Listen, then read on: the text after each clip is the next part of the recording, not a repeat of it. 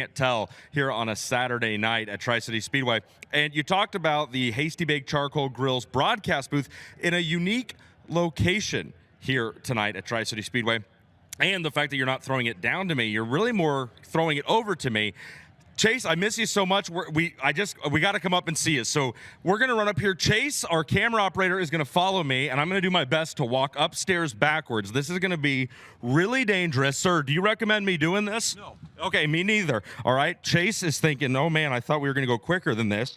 But this, we're going to take Chase, our camera operator, and we're going to break down the door. We're going fourth wall, and we're going to see Chase Rodman and his office.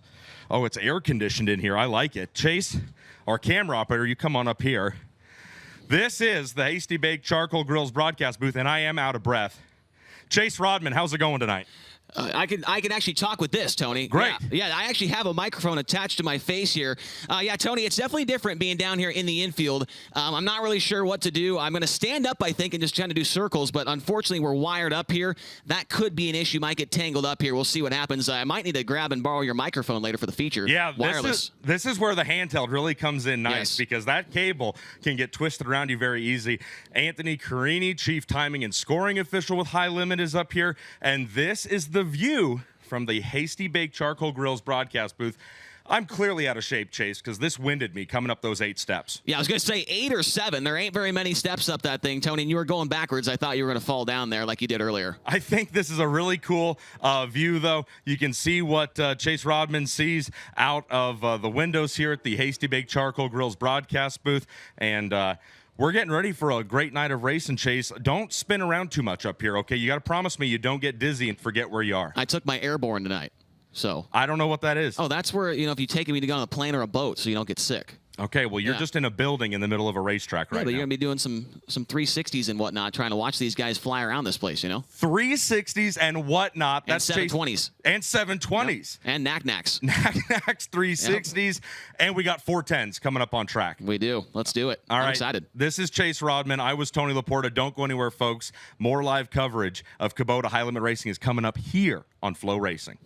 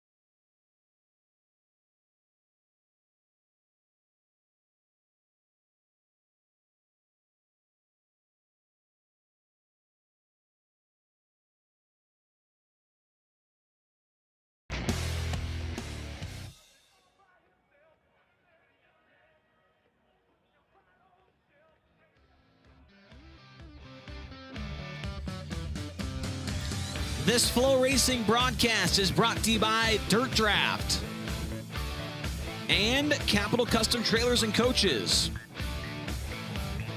along with Kubota.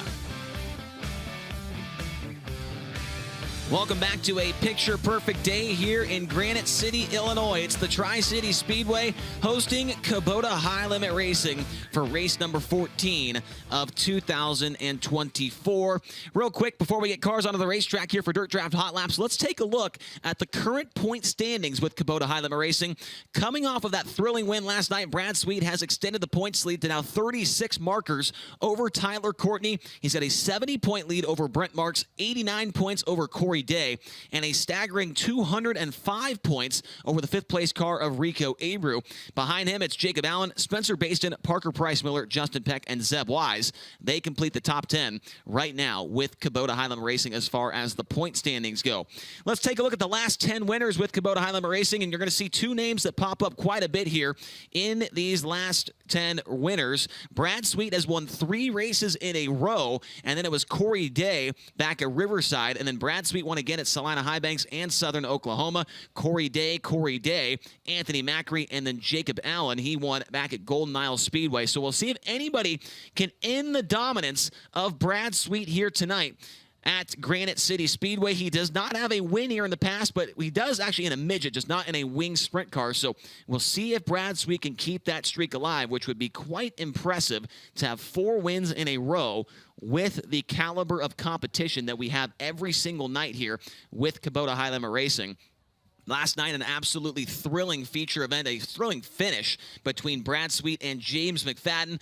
Ended up being the closest finish in the history of high limit racing. 12 one-thousandths of a second was the distance between Brad Sweet and James McFadden at the finish line there. As Brad Sweet went to the top in turns 3 and 4, McFadden pinned behind a couple of lap cars, made it extremely close coming to the finish line, but it was Sweet getting his 3rd win in a row with the series. Cars about to make their way onto the racetrack in just a moment as Kevin Gundaker, the owner here of Tri-City Speedway, has been working on this racetrack all day long, making sure that it is in tip-top shape for the drivers with High Limit Racing. We were here last year. We already talked about that. Kyle Larson getting the win. There were 4 different leaders in that main event here last year. Parker Price Miller, Danny Dietrich, Rico Abreu, and then obviously Kyle Larson. He got the win. 4 different leaders in that race last year. We expect to see some really good action here tonight with Kubota High Limit Racing. Great crowd has assembled here so far, still early on in the night, and we've got a lot of people filing in Granite City, Illinois. And we are now ready for Dirt Draft Hot Laps. Let's introduce you to some of the drivers that are going to be out on the racetrack right now. They are led out by the driver out of Myerstown, Pennsylvania, driving the M&M Painting and Construction, McGrewBid.com, Baps Paint, Livewire Customs number 19. It's Brent Marks. Brent Marks in car number 19. Also pulling onto the speedway next to Marks out of Leduc, Alberta, Canada. That's the Warrior Building and Development, Pack Rat Dumpsters, Nelson Brothers Construction, Building Packages Direct, number 99, Skylar G. Skylar G in the 99.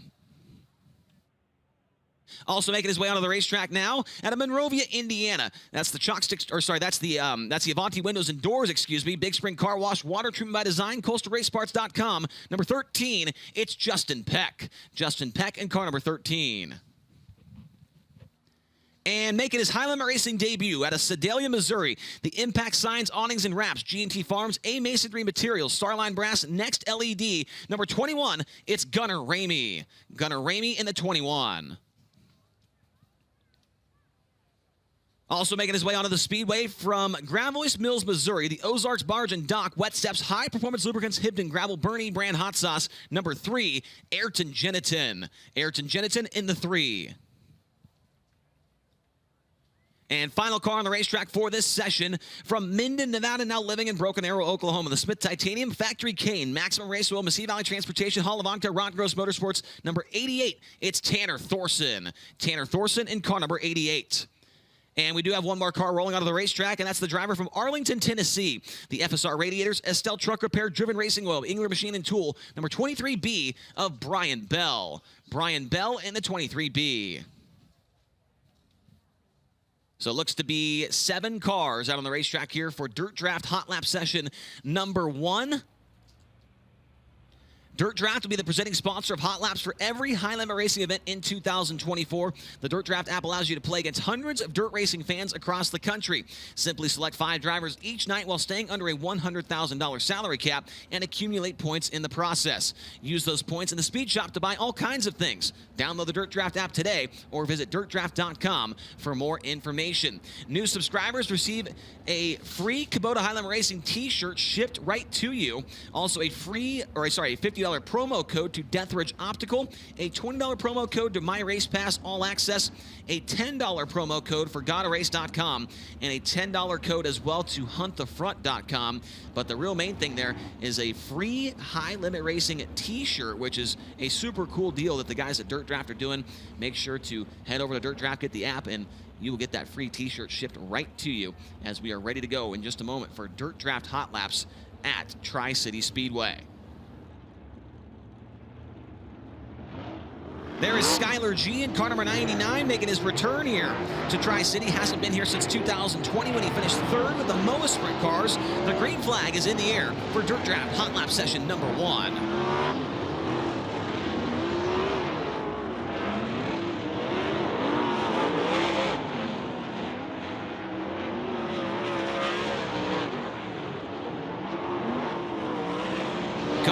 With an issue in turns 3 and 1 and 2, I should say, as he spins around, does a 360, and the caution flag will come out as Gunnar Ramey in his High Limit Racing debut went around in turns 1 and 2, keeps the car fired and keeps on going. Green flag immediately comes back out.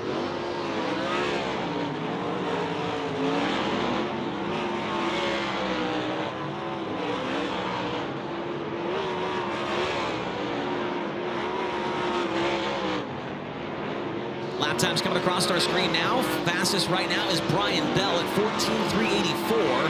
Behind him, it's Brent Marks at 4.74. Tanner Thorson fit 14.534. Skylar G, now Justin Peck up to the top spot, 14.086.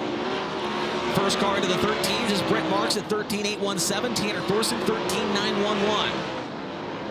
Skylar G down to a 13.584 now.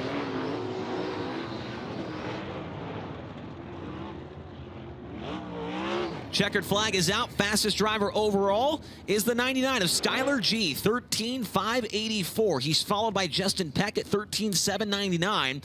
Brent Marks at 13.817. Tanner Thorson, 13.911. And Brian Bell rounding out the top 5 at 14.064. Gunnar Ramey, Ayrton Jeniton, the rest of the drivers in Dirt Draft Hot Lap session number 1. They will head off the racetrack and will bring on the next group of cars here in Dirt Draft Hot Laps. They will be led out by the driver out of Lubbock, Texas. That's the High Plains Building Division, Carbon Safety Technology, Lubbock Wrecker, 5 Nights Truck Accessories, ShopTruckParts.com. Number 1, it's Brenham Crouch. Brenham Crouch in car number 1.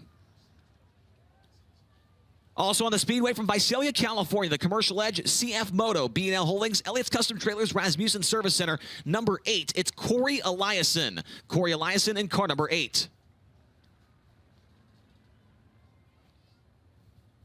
Also on the racetrack, driving car number 51B, the driver out of Millersville, Missouri, the Flying A Motorsports, 67 Towing and Rescue, SEMO Services, Lewis Trucking, Ealer Machine and Tool. Number 51B, it's Joe B. Miller. Joe B. Miller in car number 51B. Also on the racetrack, in car number 24, out of St. Helena, California, the Rico Abreu, Kerbagajanian Racing, El Bandido, Yankee Tequila, Elite Signs, Stadelhofer Construction, the Weiser Agency, number 24, Rico Abreu. Rico Abreu in car number 24. And making his way through turn number 2 now from Hanover, Pennsylvania, the Pels Tire Service, RF Knox Company, the Auto Barn, Weinbrenner Motor Service, Lawrence and Body Shop, number 1A, Jacob Allen. Jacob Allen in car number 1A.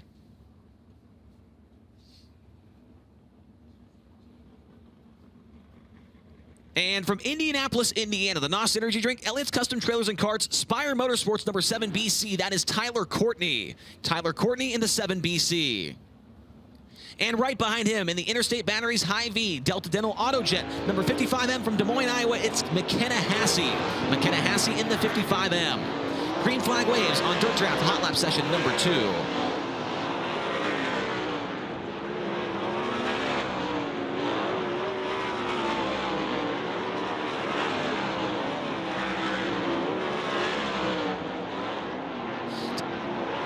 Tyler Courtney immediately to the top on lap number 1, 13.173. Right behind him is Rico Abreu, 13.359, and Brennan Crouch at 13.529. Corey Lyson now up to second, 13.261.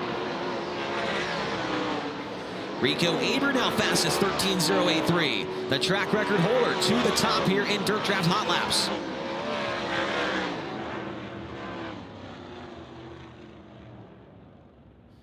Rico Abreu, the track record holder here at Tri-City Speedway, fastest now in Dirt Draft Hot Laps. 13.083 is the lap time by Abreu. Second quick now, 13.173 for Tyler Courtney. Corey Eliason third, 13.261. Brennan Crouch, 13.263. And Jacob Allen, 13.322. An issue for McKenna Hassey in the Interstate Batteries 55M, and she will get pushed back to the pit area.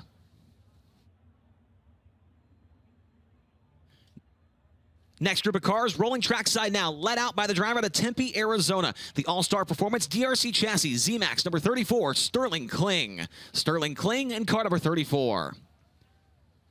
And it was inside, about to roll off for hot laps out of Clovis, California. The Sander Engineering, Four Seas Construction, Autry Plumbing, SynCal, driven to save lives. Number 14, it's Corey Day. Corey Day in car number 14. And the current points leader with Kubota Highland Racing, the winner of the last 3 features. Out of Grass Valley, California, the Casey Kane Race with Mike Curb, Napa Auto Parts, Brumo's Collection, Maximum Race Oils, number 49, the Big Cat, Brad Sweet. Brad Sweet in car number 49. And the guy he beat by 12 one-thousandths of a second last night at 34 Raceway rolls onto the racetrack as well. From Alice Springs, Northern Territories, Australia, the Mobile One, Toyota Racing Development, Roth Enterprises, HR Livestock Transportation, number 83, James McFadden. James McFadden in car number 83. And the DJ of the night, out of Canton, Illinois, the NOS Energy Drink, Zip Bonds, TK Concrete, Logan Contractor Supply, Elliott's Custom Trailers, number 55, it's Chris Wyndham. Chris Wyndham in car number 55. And from Kokomo, Indiana, the Chalk Sticks Torsion Bars, Town Line Variety, Indy Race Parts, High Performance Lubricants, number 9P. That's the law firm, Parker Price Miller. Parker Price Miller in the 9P. Final car in this session from Enumclaw, Washington. The Casey Kane Race with Mike Kerr, Brumo's Collection, Factory Kane Shocks, Kane Screen Print, number 9. It's Casey Kane. Casey Kane in car number 9. Dirt Draft Hot Lap session number 3 is underway.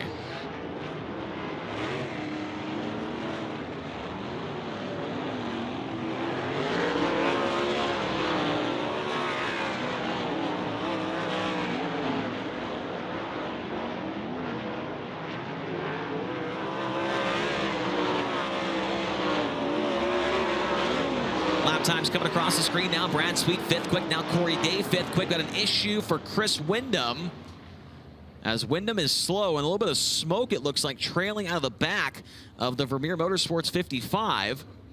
And Wyndham is going to hang a right off the back straightaway, head back to the trailer. So an issue for Chris Wyndham. We'll keep an eye on that as the night progresses. Fastest so far in this session is Corey Day, 13.265. He's 5th quick. There is Parker Price Miller, one of his favorite racetracks here tonight at Tri-City Speedway. PPM, a winner with the MOA Sprint cars in 2016. Also finished 2nd against the Outlaws just last year. Led 1 lap of this feature last year with Highlander Racing as well.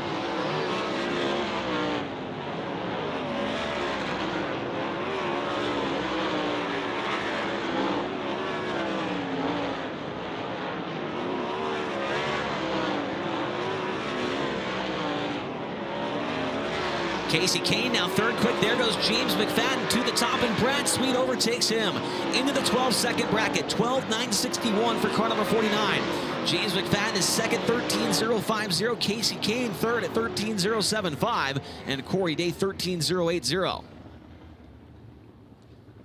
So Brad Sweet now the fastest overall in Dirt Draft Hot Laps at 12.961. Sweet, reminder, he is going for his 4th win in a row with Kubota Highland Racing. James McFadden is 2nd quick at 13.050. Casey Kane 13.075. And Corey Day 13.080. The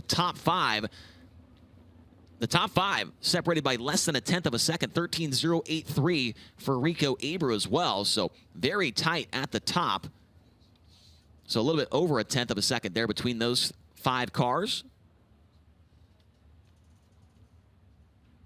Next group of cars rolling onto the racetrack, led out by the driver out of Athens, Illinois. That's XK Glow, CHE Precision, MPV Express, Armitage Collision, Align Life Chiropractic number 7A. Making his Highland Racing debut tonight is Will Armitage. Will Armitage in the 7A.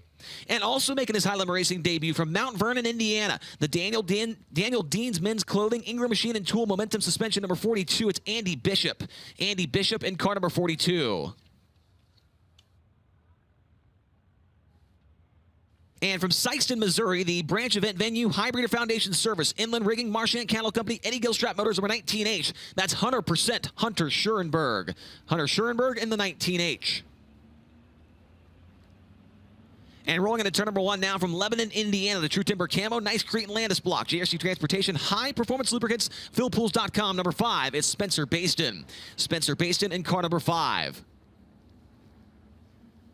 And from Angola, Indiana, the Sundollar Restoration, Ford Performance, Sage Fruit, Race Reunion Foundation, Hager Realty, number 26. It's Zeb Wise. Zeb Wise in the 26. And making his Highland Racing debut from Coulterville, Illinois, the Greer Farms, L&R Fuel Repair, SC Crop Insurance, Bockhorn Ag, number 3A. It's Aaron Rixman. Aaron Rixman in the 3A. Those are the drivers in our final Dirt Draft Hot Lap session of the night. The green flag is out. We're back underway.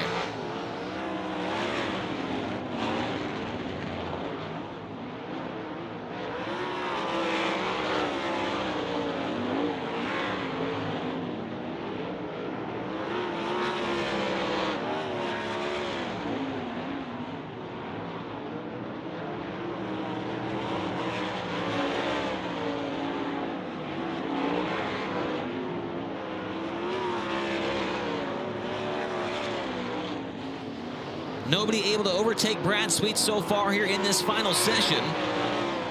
Looks like the fastest so far appears to be Spencer Baston in 12th at 13.504. There's a look at Will Armitage tonight making his Highlander Racing debut. Rooster tailing off the wall down there in turns 3 and 4. And that's going to do it for Dirt Draft Hot Laps. The fastest overall tonight at 12.961 is the Big Cat Brad Sweet in car number 49. James McFadden second quick at 13.050. Casey Kane, Corey Day, Rico Abreu the top 5. Tony Laporta, what are you seeing out there? Well, I'm seeing our Kubota Highland Racing officials jet away. Mike and Trent right there taking off. I was talking about Logan Nouse last night in those sharp orange K1 race gear crew shirts. Mike Hess, not only does he look good working a Kubota High Limit Racing event in those new K1 race gear crew shirts, big thanks to JR Tweed and Jake Brown for hooking us up with those, but Mike Hess also looks good in a midget here. He has won twice at the Tri-City property and ran 3rd in a USAC National Midget Show. So Mike Hess, he's the race director you want because he knows what the drivers are thinking and what they are faced with as far as the challenges when they're out on track competing. And, you know, those orange crew shirts and the orange fire suits, they look pretty cool. They certainly do. I agree with you. You cannot miss those new shirts out there with the officials and their fire suits as well. Great job by K1 getting us some good-looking stuff for our officials. Next up will be Capital Custom Trailers qualifying.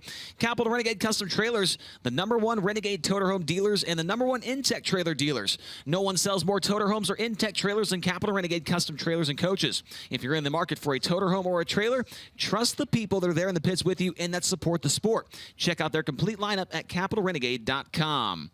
So next up is that qualifying session. 2 cars at a time, 2 laps on the clock. The fastest of those 2 laps will line them up for one of those 3 heat races later on this evening. The track record, we mentioned it a few times here tonight, was set by Rico Abreu just last year at a 11.940 on May 31st of 2023. First 2 cars onto the racetrack should be Brent Marks and Gunnar Ramey as we are making some final adjustments here. A little bit of water going down right before qualifying comes out. We'll keep an eye on how that works out. We'll see if they pack it in, if they're just going to do a light mist and then send the cars onto the racetrack. That could certainly affect these first couple of cars. Might be a little bit wet there towards the top of the speedway.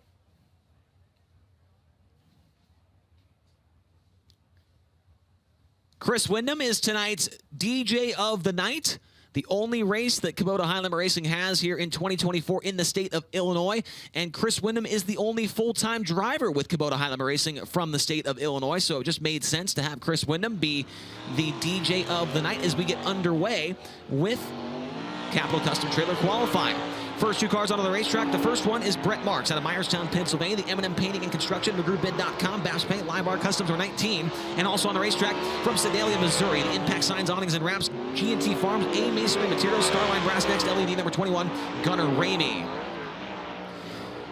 Green flag is out, and coming to the white this time by is Brett Marks. Lap number 1 for car number 19 is a 13.194, 13.194. And for Gunnar Ramey, he's a 13.326, 13.326. Brett Marks right up next to the wall in the entrance turn number 3. Lap number 2 is going to be better into the 12s, 12.927, 12.927. Gunnar Ramey's better as well, 13.243. But Brett Marks sets the mark at 12.927 in car number 19.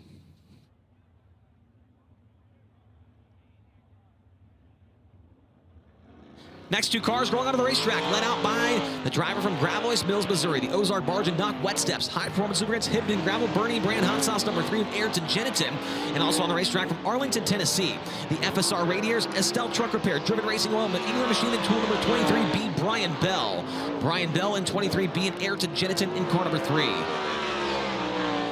Ayrton Genitin, a winner of 3 MOA Sprint Car features here in the past at Tri-City. Lap number 1 for Genitin is going to be a 13.322, 13.322. Brian Bell on lap number 1, he is at a 13.379.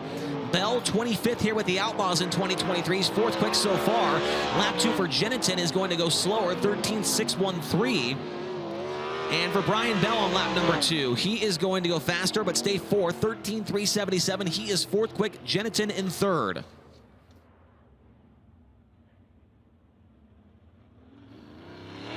From Leduc, Alberta, Canada, here is the Warrior Building and Development, Pack Rat Dumpsters, Nelson Brothers Construction, Building Packages Direct number 99. It's Skylar G. And also on the racetrack from Minden, Nevada, now living in Broken Arrow, Oklahoma, the Smith Titanium Factory Cane, Max Moraso, Messina Valley Transportation, Holovodka, Rod Gross Motorsports number 88. It's Tanner Thorson. Tanner Thorson in the 88, Skylar G in the 99. Skylar G, 3rd here with MOA back in 2020. His only previous Tri-City Speedway appearance. Lap number 1 is 5th quick at 13.388, 13.388. Tanner Thorson on lap 1. He's 6th quick at 13.492. Thorson, a winner of 5 USAC midget wins in a row between 2015 and 2016 here at this racetrack. Lap 2 for Skylar G is slower, 13.468. And for Tanner Thorson on lap number 2, he is going to go faster but stays 6th quick so far of the 6 drivers. So Thorson 6th and G in 5th.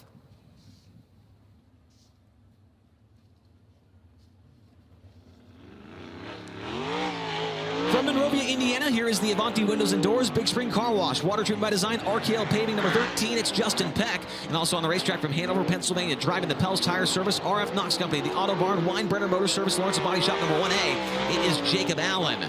Jacob Allen number 1A, Justin Peck in the 13. Justin Peck here in the past, 12th in a USAC midget back in 2016. Did not qualify for the feature with the Outlaws or High Limit Racing here in 2023. Lap 1 is to the top. 12.861. 12861 for Justin Peck on lap 1. Jacob Allen, he is 5th quick at 13.364. 13364. Lap number 2 for Justin Peck is going to be better. 12.679. 12679 for Justin Peck on lap number 2. For Jacob Allen, he is now 4th quick at 13.268. 13268. Jacob Allen 4th, and Justin Peck now to the top, 12.679. From Lubbock, Texas, the High Plains Building Division, Carbon Safety Technology, Lubbock Wrecker, 5 Nights Truck Accessories, ShopTruckParts.com. Number 1, it's Brenham Crouch.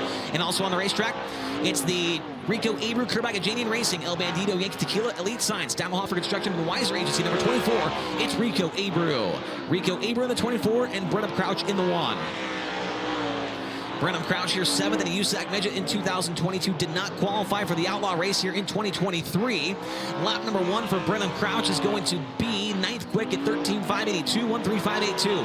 For Rico on lap 1, he is 4th quick at 13.262. Abreu, a MOA winner in 2014, USAC Midget winner here in 2013.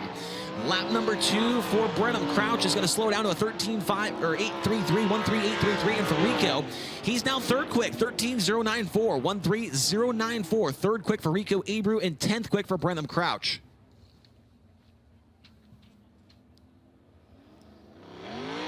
From Indianapolis, Indiana, the NOS Energy Drink, Elliott's Custom Trailers and Carts, Spire Motorsports, number 7 BC, it's Sunshine, Tyler Courtney.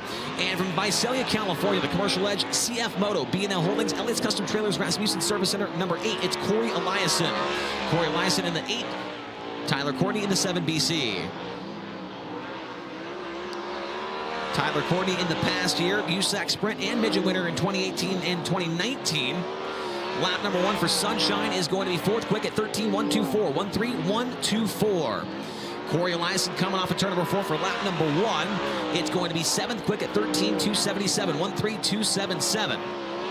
Lap 2 for Sunshine is going to slow down just barely to a 13.178. And for Corey Eliason on lap number 2, he's now 3rd quick, 13.089, 1.3089. 3rd quick for Corey Eliason, 5th quick for Tyler Courtney.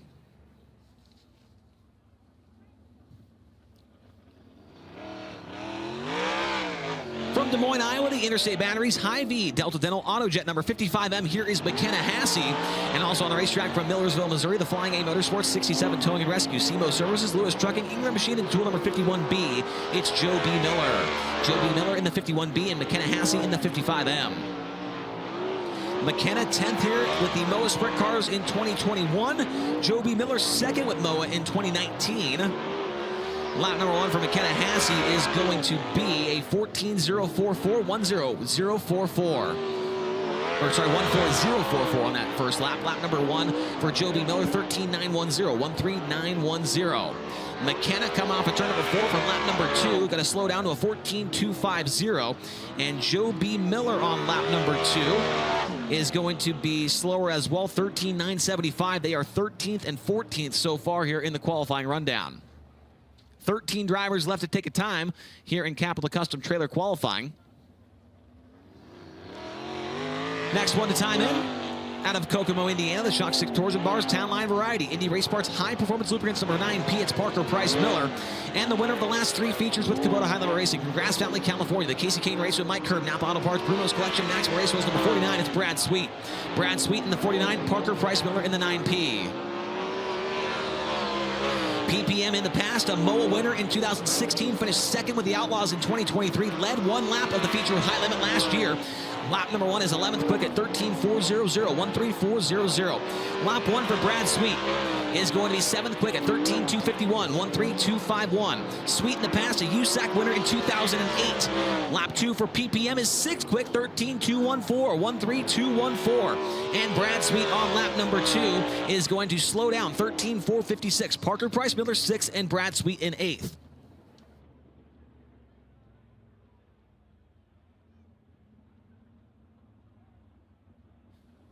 Rolling onto the racetrack now at Tempe, Arizona. He drives the All-Star Performance DRC chassis Z-Max number 34. This is Sterling Kling, and he'll be joined on the racetrack by the driver to Clovis, California, the Sander Engineering, Four Seas Construction, Autry Plumbing, SynCal, Driven to Save Lives, number 14 at Corey Day. Corey Day in the 14 and Sterling Kling in the 34. Sterling Kling here in the past, 21st in a USAC Midget in 2019. Finished 4th with the Maverick Sprint Cars at Terre Haute Action Track last Sunday night. Lap 1 for Sterling Kling is going to be 13.801. That's 15th quick.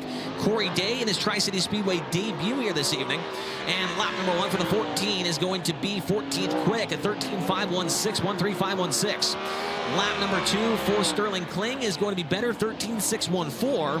And Corey Day right up next to the wall for turn number 4. Lap number 2 is going to be 6th quick, 13.168, 1.3168. Corey Day 6th and Sterling Kling in 16th.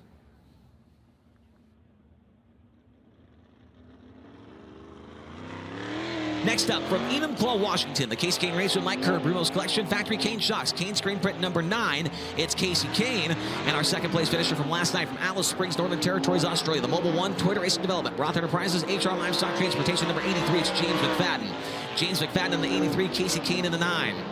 McFadden 9th here with the Outlaws in 2023, his only previous Tri-City Speedway appearance. Casey Kane in the past, 4th with a USAC sprint car back in the year 2000. Lap 1 for Kane is going to be 14th quick at 13.487, 13.487. Lap number 1 for McFadden. He's 3rd quick, 13.007, 13.007. Lap number 2 for Casey Kane. He'll go 12th quick at 13.279. McFadden right up against the wall for turn number 4. Lap number 2 is not going to bump him up any spots, but he is faster at 12.959. 12.959. 3rd quick for James McFadden and 12th quick for Casey Kane. From Lebanon, Indiana, the True Timber Camo, nice Cretan Landis block. GSC Transportation, High Performance Lubricants, FillPools.com. Number 5 is Spencer Baston. And the other car on the racetrack from Sykeston, Missouri, the branch event venue, High Breeder Foundation Service, Inland Ringing Marchand Cattle Company, Eddie Strap Motors, number 19H, 100% Hunter Schurenberg. Hunter Schurenberg in the 19H, Spencer Baston in the 5. Baston here 2nd with USAC Midget 2016, 9th with Moa in 2016. Lap 1 for Baston is going to be 7th quick, 13.139, 13.139. Hunter Schurenberg, a lot of success here in the past as well. Noah winner in 2015. Lap 1 for him is going to be 20th quick at 13.623. Lap number 1, or lap number 2 for Baston is going to be better, still 7th quick at 13.133. 13.133. Lap 2 for Hunter Schurenberg is going to be 4th quick, 13.078. 13.078. That is 4th quick for Hunter Schurenberg and 8th quick for Spencer Baston.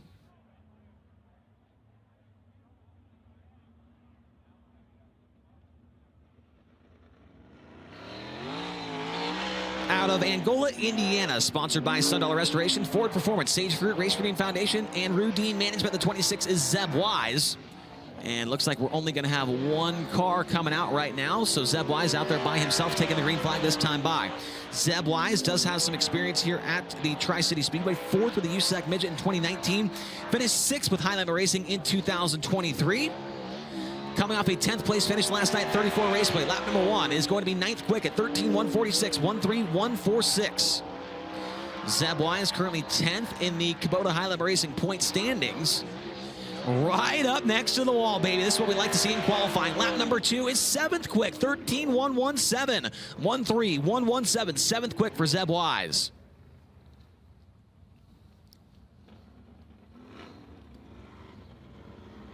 From Athens, Illinois, it's the XK Glow, CHE Precision, MPV Express, Armitage Collision, Align Life Chiropractic, number 7A, it's Will Armitage. And also on the racetrack, from Mount Vernon, Indiana, the Daniel Dean's Men's Clothing, Ingram Machine and Tool Momentum Suspension, number 42, Andy Bishop.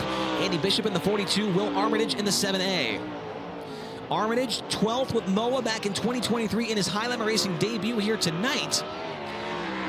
And for Andy Bishop, he was 9th with Moa in 2022. Lap 1 for Armitage is going to be 20th quick at 13.517, 13.517. Bishop almost into the wall in turn number 3. Bishop coming around for lap number 1, and it will be a 14.273. Lap 2 for Armitage is going to slow down to a 13.578. And Bishop struggling on the entrance of turn number 3 here tonight. Lap number 2 for him is going to be faster at a 14.147. He is 25th of 25 so far. 2 more cars left to qualify.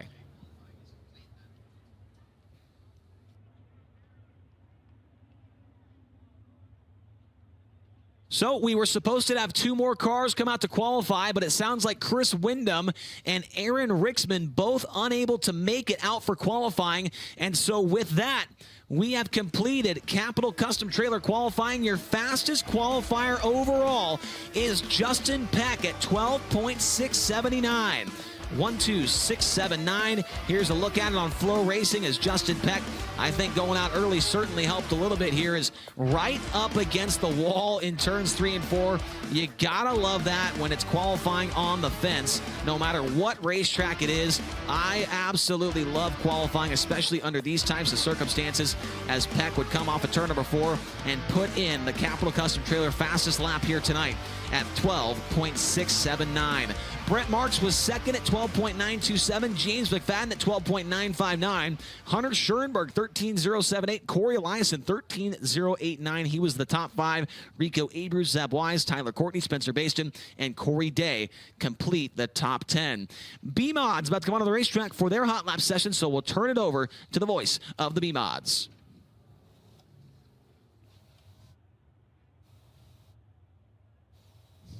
Thank you very much, Chase. Appreciate it.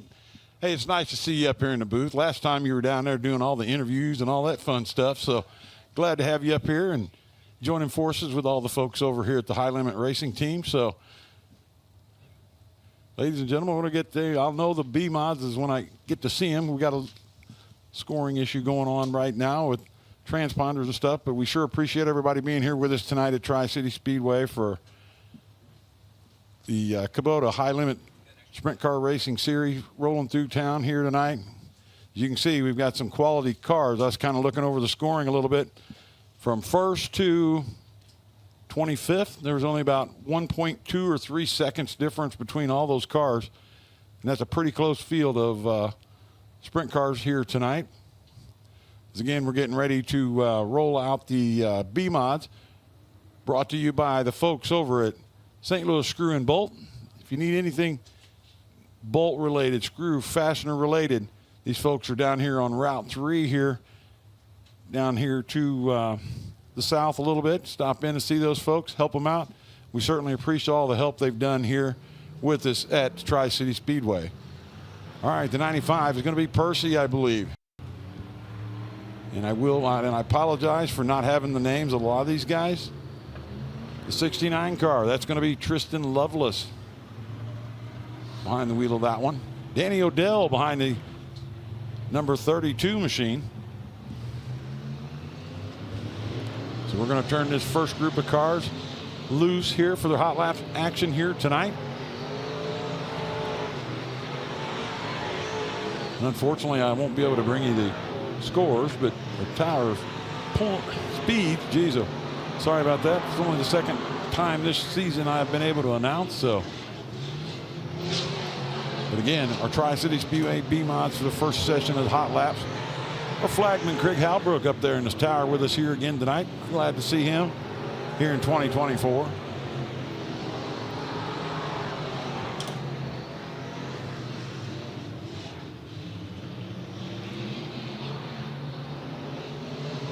All right, it's Percy in the number 2 M machine, it looks like from here. Tristan Lovelace has gotten around that 24T car.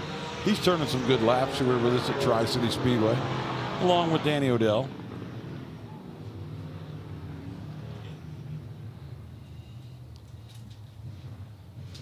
We certainly welcome all the folks here coming to us on with FloRacing joining us worldwide here tonight.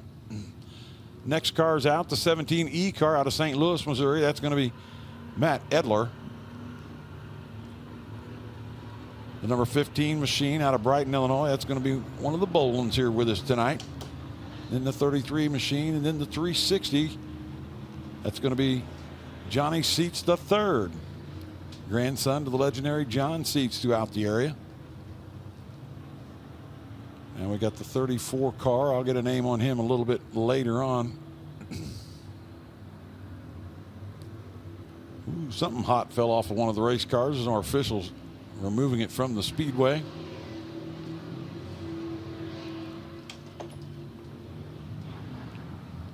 All right, our flagman telling them to kick it in gear and let's get these things rolling as Adler smashes the gas off turn 4, and they're going to get into their hot lap session number 2 right now for the Tri-City Speedway B-Mods.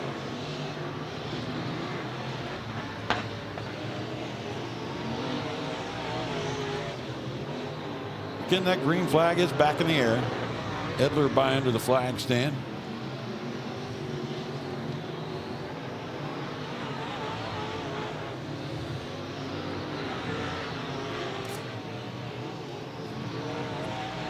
Johnny Seats the third rolls on by.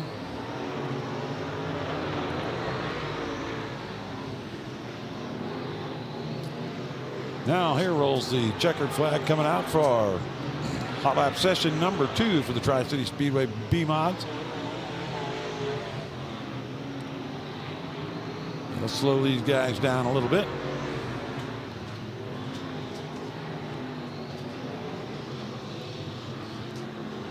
See if there's 2 sessions of these or if we got a third one getting ready to roll out here momentarily.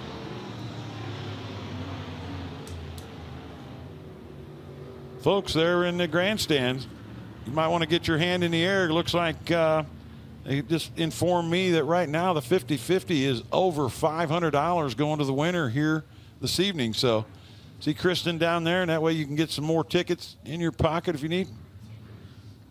So we'll get some lucky winner. So they're going to take 500 plus home if it stopped right now. So get your down there and see Kristen and the ladies walking up in the grandstand up there to get some more 50-50 tickets here tonight. So with that, I think I'm going to kick it back over to Mr. Chase Rodman from one of the fine folks at Flo, because they're wanting to kick it off to a quick commercial. So.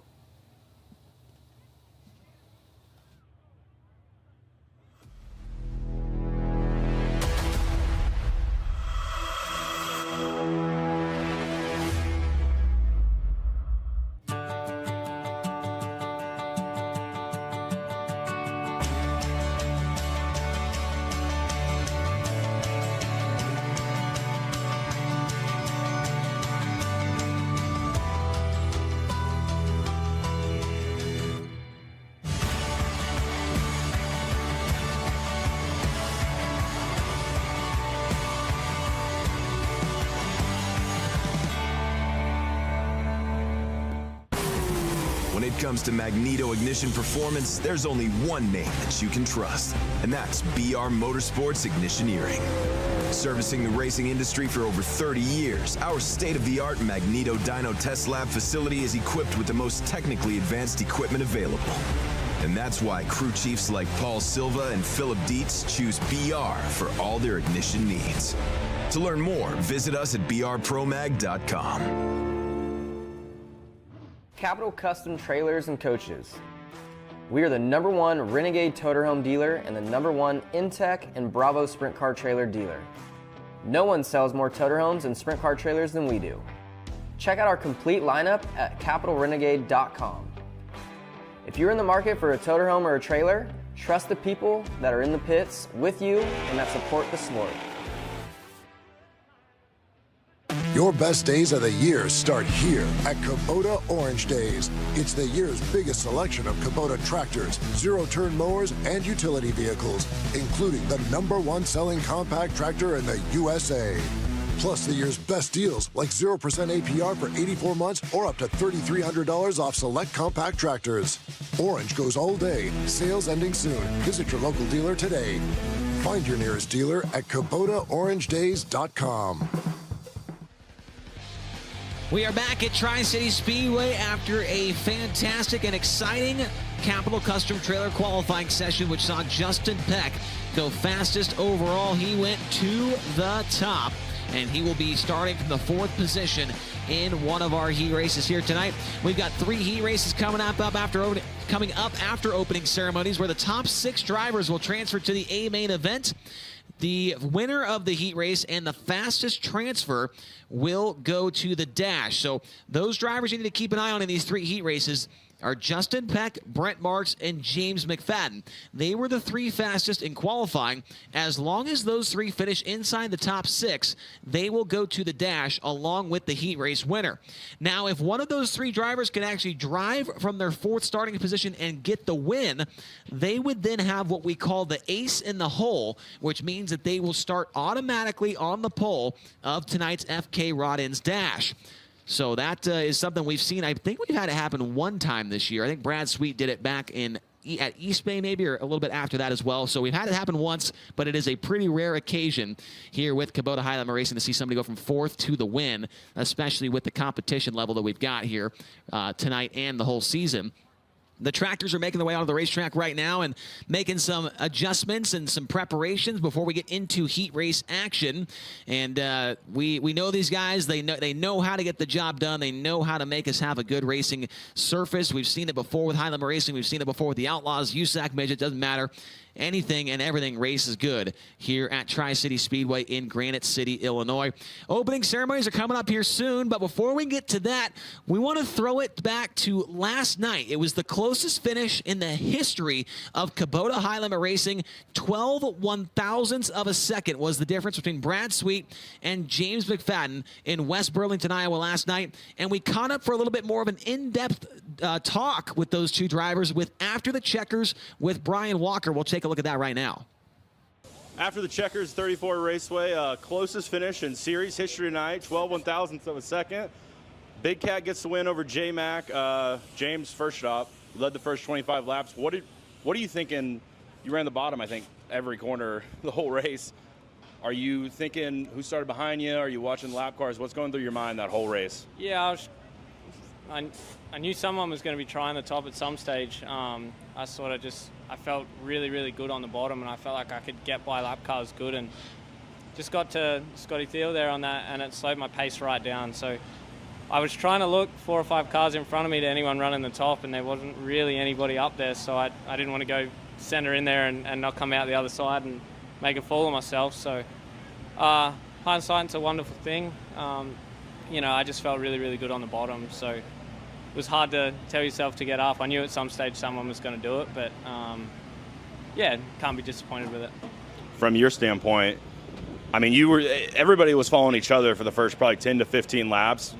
At a certain point, do you just go, F it, I got to try something, and it ended up working? Well, I think what you do is you kind of know that the pace is definitely better in open track on the bottom. So, and James was actually a little bit better than me on the bottom, but was really hoping we could get to lap traffic so that maybe I could move around. As soon as we got to lap traffic and the pace slows up a little bit, when you're in second, you don't have as much to lose as the leader. Like, to his point, he can't see anyone running the top. If I run the top and I lose second to third, it's not as big a deal. If he goes to the top and he loses first, his crew guys are wondering what the heck he was thinking. So sometimes, that's a saying in racing. Sometimes it's a benefit to be in second when you get to lap traffic.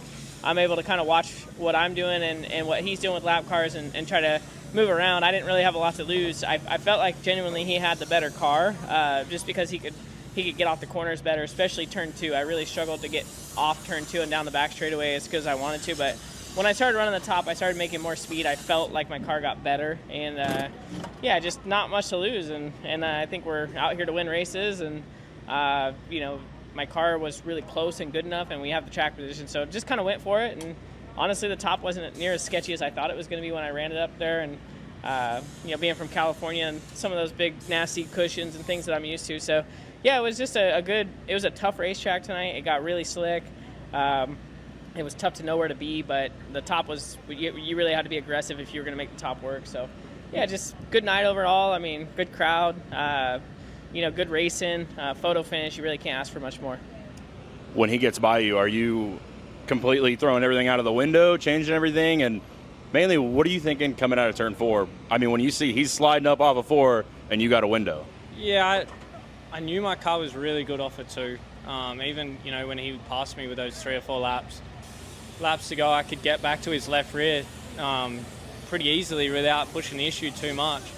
And then, that last corner, Peck sort of had a bit of a half a lose and parked it right there. And I think that was probably the defining moment that, he got a good enough run to, I tried to squeeze him a little bit, but I think that kind of hurt me because he got the fence and got a bit more drive and it pushed him 0.012 in front of me. But like I said, it's that sort of racetrack is extremely hard to pick. You don't really know how fast you are until you sort of gauge yourself off lap cars, and I was picking them off quite easily until I got to those last couples. So yeah, just coulda, woulda, shouldas, done some different stuff here or there, or I probably would have gone up there and plugged myself and knocked the front end out, and I'd be sitting here looking like an idiot. So the cushion did look, like Brad said, it did look like it would have been really sketchy up there, but I'm not going to know now because I didn't do it. So, yeah, just sometimes it's good to lead, sometimes it's good to be running second, and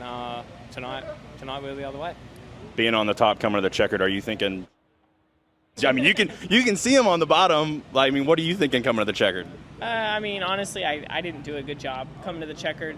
To his point, it was really hard to make a commitment to try to go around lap cars, and I kind of got conservative, and as soon as you get conservative, obviously I didn't realize that, maybe how close he was, but obviously can see him coming, and like he said, when we touched nerves, it actually pushed me into the wall a little, and I actually got a little traction and kind of felt like I got squeezed, enough to the right rear had nowhere to go but forward. So, but that's just hard racing, I mean, me and James, obviously, we had our incident at Salina. It was just nice to have a good race, battle it out for the win. I think they've been slowly getting better every night. You can see it with their Roth car, and, I think he's going to contend for these wins. So, just all in all, I mean, we got a lot of racing coming up.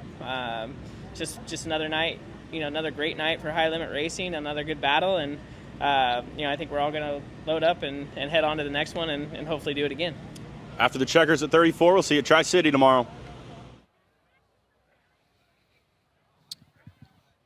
Good insight and info there from James McFadden and Brad Sweet after that fantastic finish last night at 34 Raceway, the closest finish in high limit racing history, 12 1/1000ths of a second.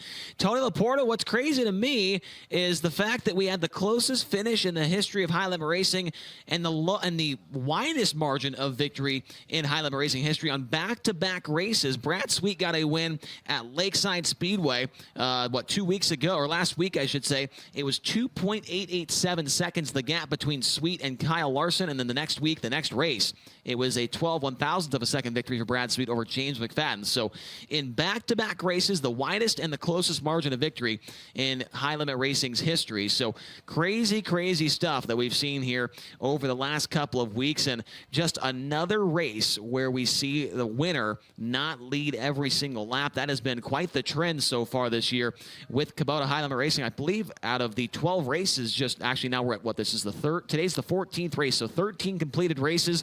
11 of them have had a race where there has been at least 2 different leaders. And Tony Laporta, that's been pretty exciting to watch. Every track we've been to so far has had some kind of battle at the top spot here so far this year.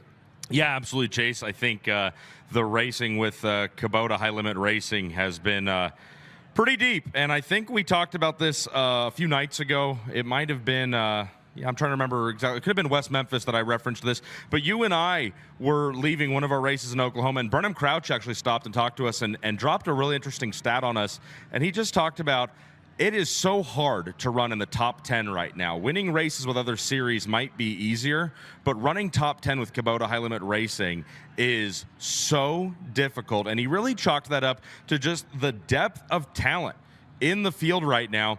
And I talked yesterday during pre-race about a conversation I had with Jacob Allen in that Shark Racing 1A. And Jacob echoed the same sentiment. He talked about, how much fun he's having driving the race car again and being kind of his own man out here with high limit racing. But he talked about just how tough it is every night, night in, night out, and how you really have to stay on top of your game. And in fact, that's kind of been the sort of the sentiment from everybody I've talked to in the pit area here tonight. Is it's all about decision making. Chase, you have to make the best decisions every single opportunity you are faced with, whether it's setup or whether you enter the corner high or low. At this level, if you're off by a little, Burnham Crouch told me, you are off by a lot. So whether it's racing for the lead at the top of the field like you were talking about, or fighting to just stay inside the top 10 of the top 15, life is tough out here right now with Kubota High Limit Racing. Absolutely. I agree with everything you just said there, Tony. And this is kind of interesting what we're doing right now. You're like on the front stretch in Victory Lane right now. We're looking at each other, talking to each other. I'm in the booth. You're outside. This is definitely one of the more weird and interesting conversations I've ever had with anybody probably in my 29 years of being on this planet. But one other thing, Tony, I saw you doing over there in the merchandise area was getting an interview with Zeb Wise for maybe a project you're working on right now, right? No, you're telling people about my little secret project we're working on. A secret Formuloi. Well, yeah, Formuoli. Yes. Chase, your whiteboard videos have just taken the internet by storm as of lately. And as you know, I'm very attention hungry. That's why I do this. I chase clout constantly in what I do, and I've been just riddled with jealousy over how well your whiteboard videos are doing. In all seriousness, I think your whiteboard videos are a really cool look at just the bigger picture of sprint car racing. And with this opportunity I've been given with High Limit to be down here in the infield and talk to the drivers, talk to the crew chiefs, talk to the car owners, I want to bring the stories that I hear out kind of the way you are, with the stats and the numbers and the figures in sprint car racing. So yeah, I'm not 100% sure what we're going to do yet, but trying to do a little bit of maybe an interview series with the people that fill the pit area, not just with Kubota High Limit Racing, but with guys, drivers, teams, crew chiefs that I know from my time maybe with USAC. And of course, we've got our friends over in the World of Outlaw pit area that I want to get and talk with and have conversations. It's not just going to be a High Limit deal. It's going to be the folks, the men, the women, the families, and the friends that make up the pit areas that fill these racetracks that we get to spend so much time at. So yeah, I'm not sure what we're going to do with it, Chase, but anytime you get to sit down with a guy like Zeb Wise and have a long, in-depth conversation about his past and how he got going in racing and the little stories and things that he's experienced along the way, and I get to record those and put those on camera, man, I think it's a blessing, right? So yeah, got to have a good time talking with Zeb Wise tonight, and you might see that interview pop up here on the TLP Voice YouTube before too long. That is very, very cool. I think the more content you can have in sprint car racing right now is the better. Sprint car racing, in my opinion, is very, very much on the rise with everybody. It doesn't matter if you're a NASCAR fan, if you're an IndyCar fan, if you're a fan of late models even on dirt. Sprint car racing, if you look at it on a graph right now, the popularity is on the rise. It's higher than, in my opinion, it has ever been before. There are more eyes on this right now than ever before, and there just needs to be more content. People are looking for that type of content, so I hope you keep going with it, Tony, and it's going to be a cool thing to see when it all comes together, I think. Well, and I appreciate that, Chase, and referencing a conversation that I think I've already talked about with Barry Jackson, Spencer Basin's crew chief on that CJB number 5. Barry echoed your thoughts, actually, Chase, and he just talked about how he doesn't remember a time it's been so good in sprint car racing. And again, he brought back the fact that he can't remember being in a pit area this deep and this filled from top to bottom with talent. So yeah, when you've got a big name in the sport like Barry Jackson, who has done so much for so long, and he feels the same way as you, yeah, I mean, I think that is the correct kind of feeling, is that sprint car racing is in a really good place right now. And the best news is there is so many different forms of racing you just mentioned. Sprint car, winged, non-wing, midget racing, late model, modified, and you know what the best thing is, Chase? You can watch all of those different kinds of racing on Flow.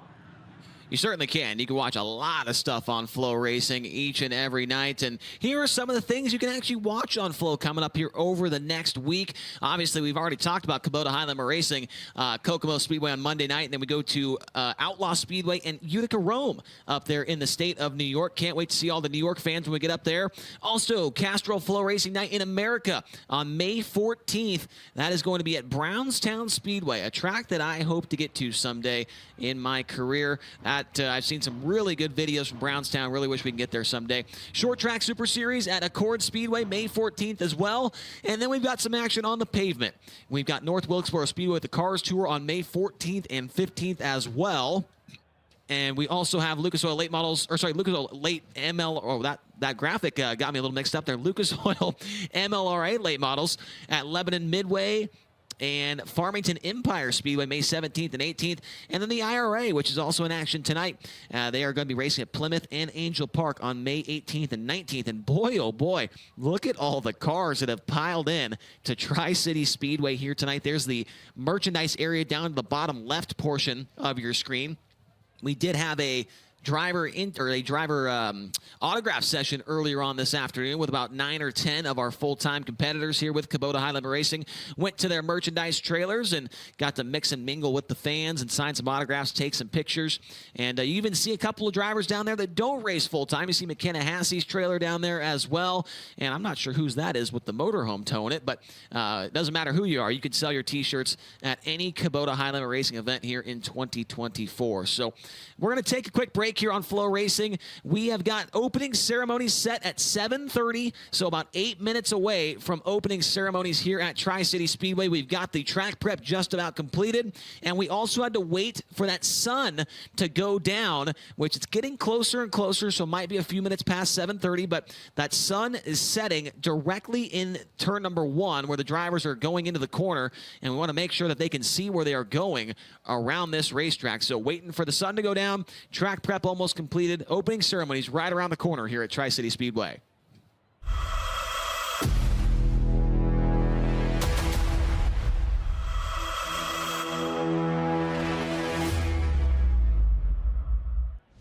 Winning doesn't just happen. You have to engineer it.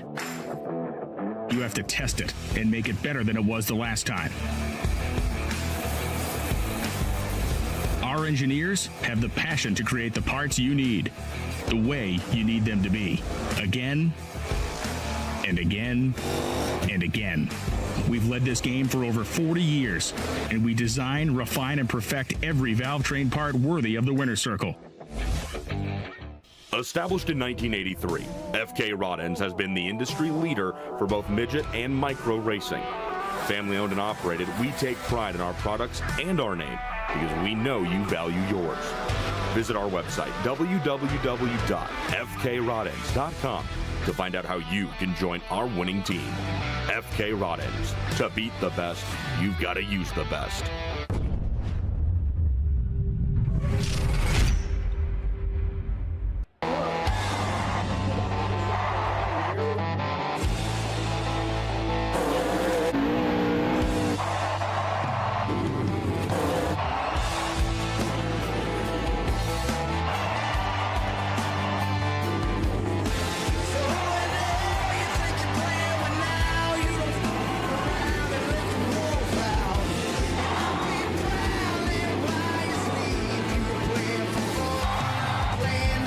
Are you looking for the best made in the USA racing components? Look no further.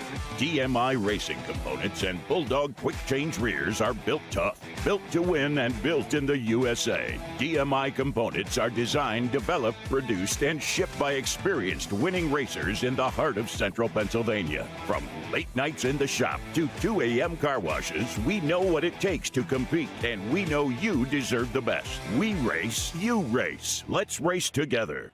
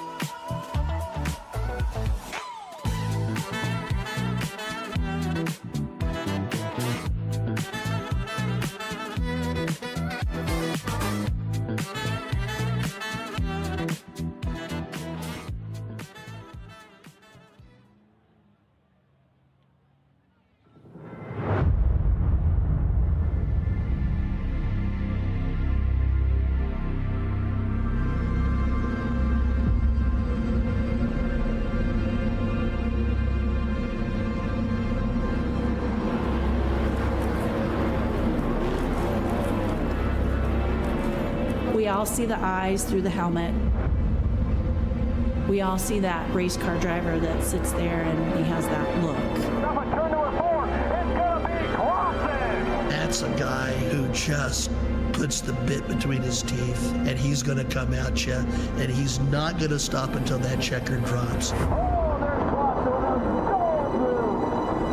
Pure determination. I want to race at the Indianapolis Motor Speedway someday.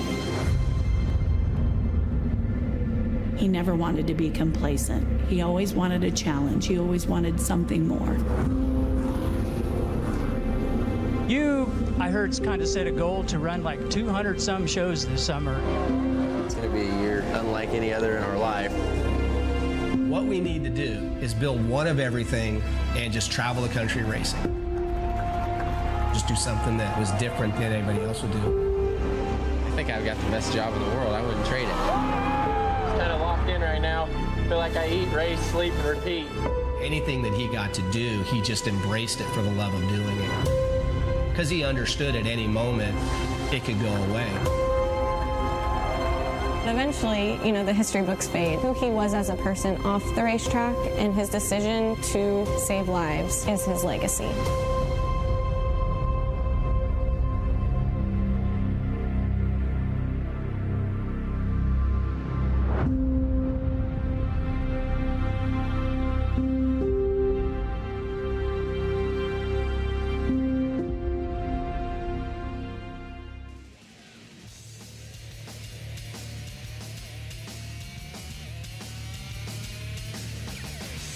This FloRacing broadcast is brought to you by DMI and BR Motorsports, along with Comp Cams.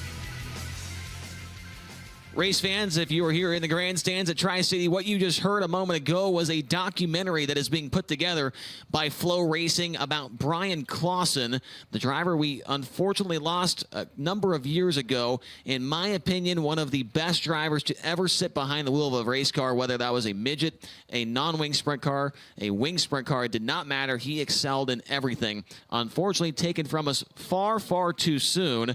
But man, did he do some incredible things in a short amount of time behind the wheel of a race car. Cannot wait for that documentary to come out on FloRacing.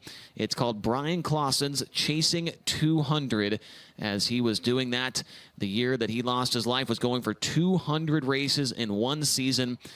And man, it was going to be one hell of a feat if he could pull it off. As we are still waiting for the sun to go down here in turn number 1, it's shining right in the eyes of the drivers. We have ran into the situation in previous races before where, we have to wait for that sun to go down. There's no trees. There's nothing blocking it away. And Tony, I see that you're kind of out there obviously you're outside looking over there. How is it from your point of view? I have sunglasses on right now, not looking too bad, but you got no glasses on. You're outside. You're looking down the front stretch. How's it look from turn number 1 right now? Well, Chase, it looks bright, much like my future, or at least I hope. And you talked about that you've got sunglasses up there to allow you to see a little bit more clearly. Tell us about those sunglasses. How did you come upon those? Well, they are the best sunglasses you can buy. They're straight from the Casey's General Store. I think they were about $16. They're double, triple, quadruple polarized lenses with a triple knack on the side. And they are matte black with Holbrook-style frames. And they fit comfortably over the top of each earlobe. And they do their job. They are keeping the rays, the UV, the SPFs. They're keeping them all out of my retinas, and they do a great job of that. Okay, well, so I'm confused. Did you buy your own, or are you still wearing mine? Oh no, I borrowed them from you. Okay, yeah, we skipped over that part where those are my sunglasses. And important note, they are not from Casey's. I bought those at a Love's truck stop a few weeks ago, but I have bought my last 4 meals from Casey's General Store. So that is why I feel great down here right now. But yes, the sun is setting, and I can certainly see why race control is wanting to give these drivers just a little bit more time, because as folks who are sitting here in the grandstand, if they all would just look to their right, they would see the view the drivers would have when they are flying down the front straightaway and heading for that turn number 1. It is very bright, and I don't imagine you'd want to be hurling down the track into a narrow and banked corner number 1 inside a 410 wing sprint car without the best visibility you could possibly have. So I think we're getting a look from the drone. Our man Ian is taking you low and slow across the front straightaway, or across the start-finish line down the front straightaway. And those of you watching at home on Flow, that is close to what our drivers would be seeing as they fly down the front straightaway here. So yeah, Chase, it is definitely, yeah, we don't want to wait. We don't want to slow down the show, but in the interest of safety and safe competitive racing, I do believe this sun would play a pretty big dampener on that. So we're going to wait just a little bit longer for visibility to get just a bit better. Well, Tony, it's just unfortunate. It's just such a beautiful day. It's not like there's any clouds out there to block it, right? There's a drawback from having such a beautiful day here at Tri-City Speedway. I guess so, Chase. I mean, yeah, I guess leave it to us to find the bad part in a beautiful day with no clouds in the sky. But yes, that is unfortunate. The track is oriented in a way such that heading to the west, the drivers are blinded by the setting sun, and I mean, it makes for great light. My camera operator, Chase, he's not having to use his light on top of the camera or anything. I don't know if lighting me up is possibly the best use of this natural sunlight, but yes, it's a beautiful evening here, and we are just waiting a little bit longer till we can get cars out on the racetrack. Yeah, getting very, very close. I can't imagine it's going to be too much longer. That sun about to go behind the grandstands and the trees over there. So not much longer until we get underway with opening ceremonies here in Granite City, Illinois. It's the land of Lincoln at Tri-City Speedway. And there's a good look at it from the drone, a good look at this 3/8 mile oval. A little bit tighter corner, I feel like, down in turn number 1 and 2 compared to 3 and 4. We'll see how it all plays out here tonight when we get into our 3 heat races. Once again, those are going to be 8 laps. The top 6 drivers will transfer to the feature. The winner and the fastest qualifier that transfers will go to the dash. Once again, the 3 drivers you're going to want to watch for in heat race number 1, that'll be Justin Peck. Heat 2, it'll be Brent Marks. And heat 3 will be James McFadden. As long as those 3 drivers finish inside the top 6, they will go to the dash, Tony. Hey, Chase, well, thank you for the reminder on that, because you know, sometimes I need reminders in life. But I had a question for you. I was watching you the best I could during qualifying. I was also watching drivers work their way around this place. Turn 3's got a bump in it right now that was causing everybody a little bit of a hiccup getting in to the 3rd and 4th corners over here. But I was watching you, and I have to know, are you getting dizzy up there? How are you dealing with the impending 360s that are required to follow the action here at Tri-City Speedway from an infield tower? Yeah, I haven't had any issues yet, because in qualifying, I was kind of reading my paper here with the sponsors and the numbers and the drivers' hometowns and things like that. I'd peek over a little bit here at our monitor that the guys at FloRacing have set up for me, so I haven't really been spinning around too much, but I would have to imagine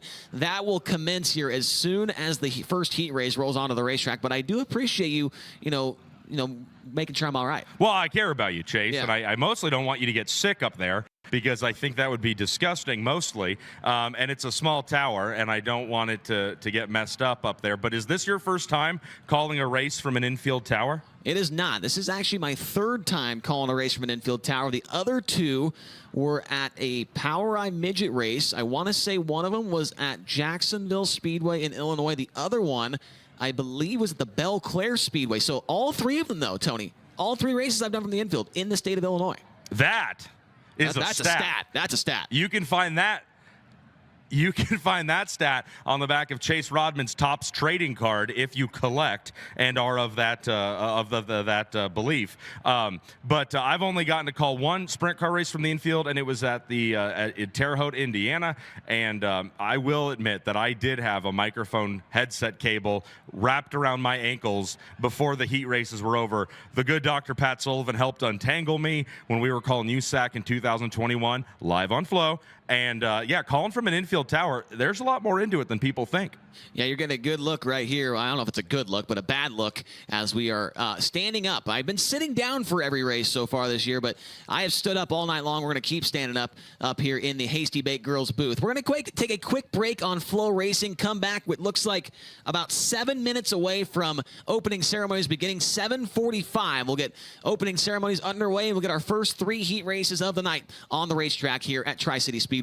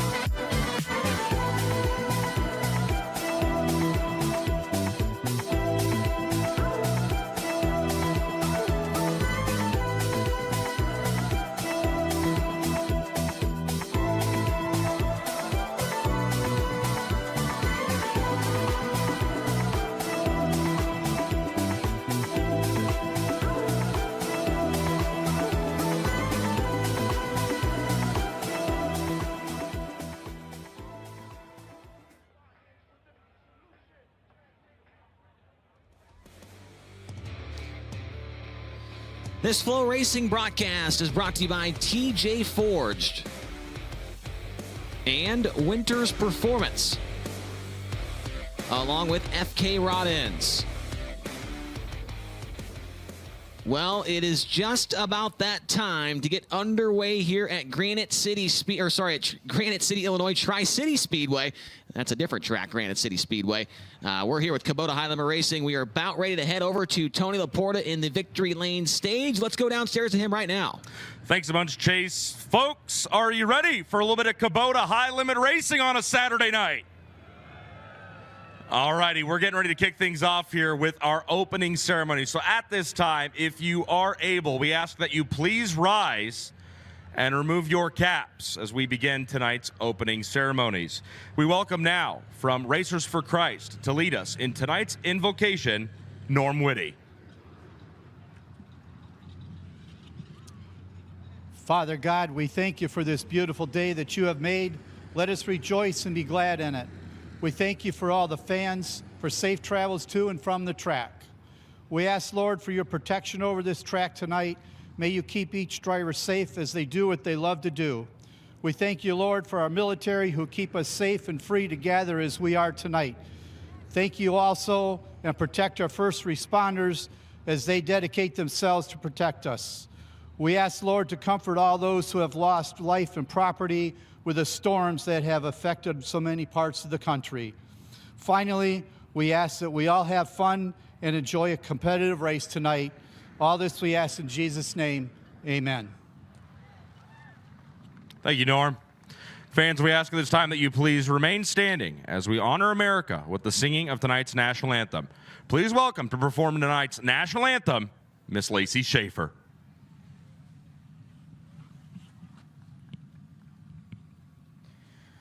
Oh, say, can you see by the dawn's early light what so proudly we hailed at the twilight's last gleaming, whose broad stripes and bright stars through the perilous fight o'er the ramparts we watched were so gallantly streaming, and the rockets' red glare, the bombs bursting in air, gave proof through the night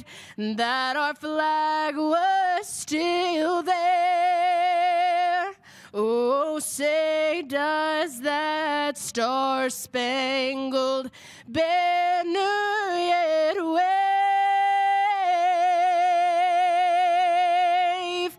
o'er the land of the free and the home of the brave?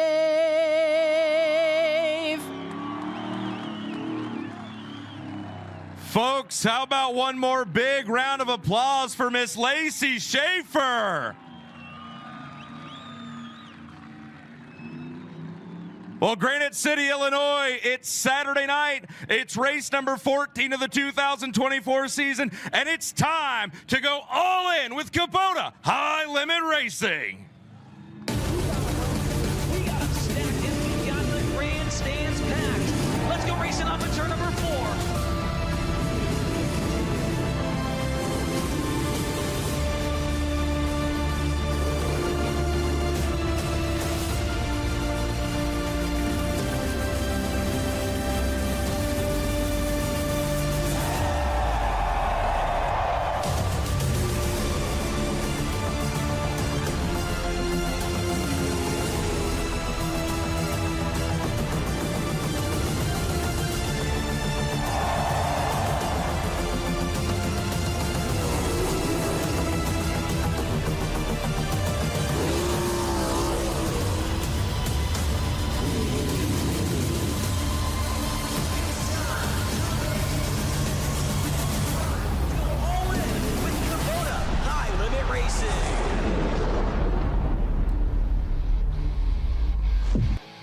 Heat race time here at Tri-City Speedway. TJ Ford's heat race number 1 roll onto the racetrack. TJ Ford's wheels was started by Taylor TJ Weld to build the best no compromises forged wheels for high performance motorsports. We only build forged aluminum wheels using proprietary tooling and exclusive manufacturing processes that clearly elevate our wheels above the competition.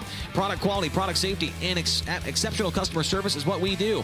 We lead where others follow. Don't settle for close enough. Here's the lineup for heat race number 1.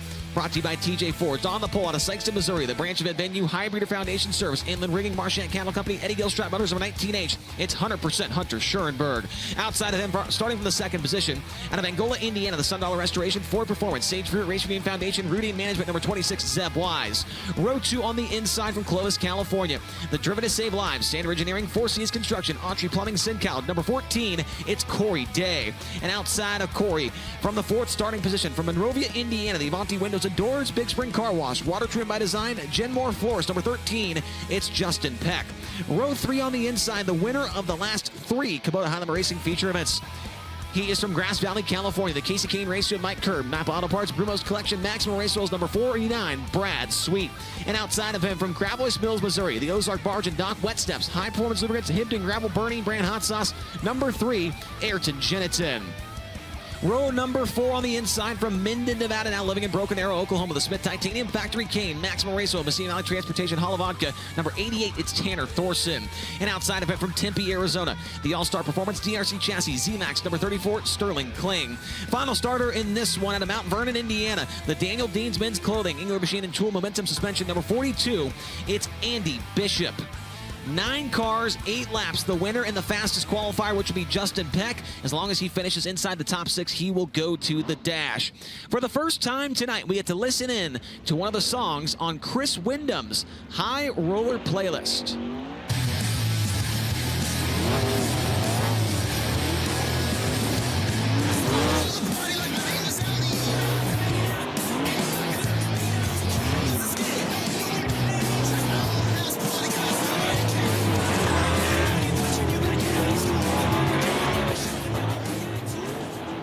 That is Sum 41 with Fat Lip, their first song we hear tonight on Chris Wyndham's playlist.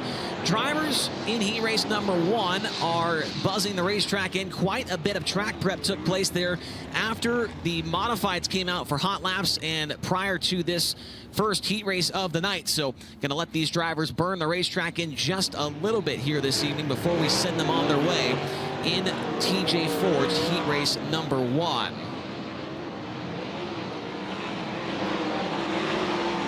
Drivers will indicate to the race officials thumbs up or thumbs down to make sure that the racetrack is in good shape before we let them go full blast into turn number 1. Looks to me like it's going to be right up next to the wall down in turns 3 and 4 here, at least in the first heat race or so. We'll see what happens. Justin Peck, all eyes on the car number 13. He will be starting from the 4th position. It has been a tough season so far for Justin Peck. Comes in tonight 9th in the current Kubota Highlander Racing point standings. He had a tough run last night at the 34 Raceway. That car number 13 finished up 18th in the feature. And Peck has not had the best of luck here at Tri-City in the past. He's ran here both with the Outlaws and Highlander Racing, both in 2023, was not able to make the feature in either of those 2 appearances. He does have a 12th placed run in a USAC Midget in 2016. But when it comes to the wing car, has certainly struggled a little bit here. If you look at the results tab, we'll see if Peck's got it together. Already had a quick time here tonight in Capital Custom Trailers qualifying. HendrickCars.com Pace Truck is on the track, and race director Mike Hess is letting these guys know it is time to go. Lights are going out. Next time by, we will hit the green flag.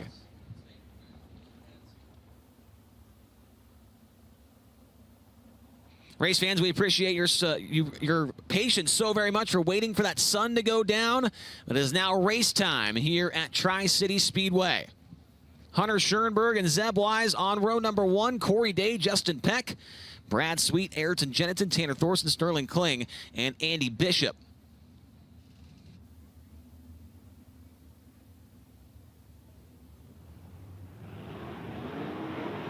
Green flag waves. And down the front straightaway, looks like a little bit of a close call there between Hunter Schoenberg and Zeb Wise, and Schoenberg's going to have the lead down the back straightaway. Zeb Wise runs in second. Corey Day runs in the third spot. Now Day looks underneath of Zeb Wise for second. Cannot make the pass there. Wise has momentum and maintains that P2 position. Corey Day runs in third. Now Justin Peck underneath of him. Here comes a slider for that third spot. Justin Peck's got third. Corey Day right back to the inside down the back straightaway. Corey Day back to third. Here comes Brad Sue with a big move. He gets in front of your fast qualifier, Justin Peck. Peck crosses back to the inside. The big cat not able to maintain the fourth position. Justin Peck right back in front of him into turn number 1. Justin Peck back to fourth. Brad Sweet to fifth. Your race leader, Hunter Schoenberg, may have just blown the wheel cover bolts right off the side of that thing as he scraped the wall getting into turn number 3. Zeb Wise running in second. Corey Day third. Brad Sweet in fourth and Justin Peck in fifth. Their final transfer right now is the 88 of Tanner Thorson. Andy Bishop pulls into the infield. His night will come to an end. This time by 3 laps to go, and it is rough getting into turn number 3. You see the 19H of Hunter Schoenberg bouncing around all over the place, getting into the corner in turn number 3. We'll see if he does it better this time or if it's the same situation here for Schoenberg. Yeah, you can tell it's definitely a little bit wavy down there, keeping these drivers on their toes. That time by 2, make it 3 laps to go for Hunter Schoenberg. Zeb Wise running in second. Corey Day, Brad Sweet, Justin Peck, and Tanner Thorson. Everybody right around the outside of the racetrack. A white flag is out for Hunter Schoenberg. Debuted this new team with Highbreeder Racing back at Lakeside last weekend. He will be a heat race winner here tonight. At Tri-City Speedway, it's Hunter Schoenberg getting the win. Second goes to Zeb Wise, third to Corey Day, fourth to Brad Sweet, fifth to Justin Peck, and sixth goes to Tanner Thorson.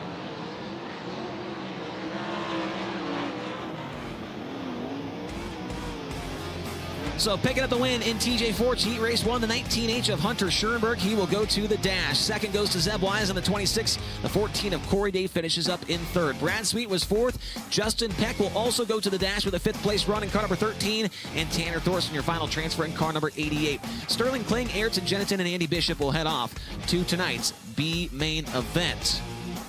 Hunter Schoenberg going to pull into the infield over here on the front straightaway, and he will get a quick word with Tony Reporta down there by the flag stand. Comes to a stop, and Tony, we talked about it earlier, man. That is, in my opinion, in our opinion, one of the best looking cars. Even the mule back of the trailer is just a great looking operation they got. Love the colors on this inland rigging, number 19 for Highbreeder Motorsports. Hunter Schoenberg's got a pretty sharp looking fire suit on as well.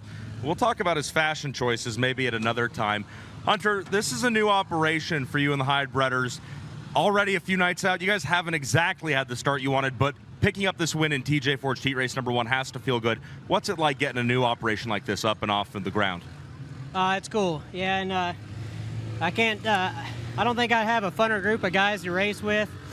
Ryan and Ashley and Chatty are just, we're here to, we generally have a good time, whether we have a frustrating night or a good night, it's fun. And I don't know, I think I have a lot of confidence in this car, even though we don't have the results to show for it yet, but I think it's going to be really good. And just like to thank Inland Rigging, Eddie Gilstrap Motors, Marchant Cattle, Highbreeder Foundations, the branch, everybody on this car for helping us out.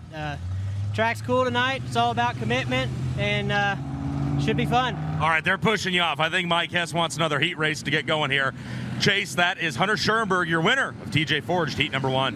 DMI Racing components are built with the precision of skilled machinists and the common sense of winning racers. Located in the heart of central Pennsylvania, you can find us every week participating in the sport we love. You race, we race, let's race together. DMI sponsors Heat Race number 2. On the pole out of Visalia, California, the Commercial Edge, CF Moto, B&L Holdings, Elliott's Custom Trailers, Rasmussen Service Center number 8. It's Corey Eliason, and outside of him, from Indianapolis, Indiana, the NOS Energy Drink, Elliott's Custom Trailers and Carts, Spire Motorsports number 7 BC of Tyler Courtney. Row 2 on the inside from Kokomo, Indiana, the Chalk 6 Tours and Bars, Town Line Variety, Indy Race Parts, High Performance Lubricants number 9, Pia Parker Price Miller. Outside of him, from Myerstown, Pennsylvania, the M&M Painting and Construction, McGrewBid.com, Bass Paint, Livewire Custom for 19, it's Brent Marks. Row 3 on the inside from Hanover, PA, Pell's Tire Service, RF Knox Company, the Auto Barn, Weinbrenner Motor Service, Lawrence Body Shop number 1A of Jacob Allen. And outside of him, from Arlington, Tennessee, the FSR Radiators, Estelle Truck Repair, Driven Racing Oil, England Machine and Tool number 23B, Brian Bell. And on row number 4, from Athens, Illinois, That is the XK Glow, CHE Precision, MPV Express, Armitage Collision, Align Life Chiropractic 7A of Will Armitage. And outside of him from Millersville, Missouri, the Flying A Motorsports, 67 Towing and Rescue, CMO Services, Lewis Trucking, Ingram Machine, and Tool 51B, Joe B. Miller. And your final starter in this one, the DJ of the night from Canton, Illinois, the NOS Energy, Zip Bonds, TK Concrete, Logan Contractor Supply, Elliott's Custom Chillers, number 55, of Chris Wyndham. Green flag coming out next time by, and that gives us a chance to listen in to Chris Wyndham's playlist one more time.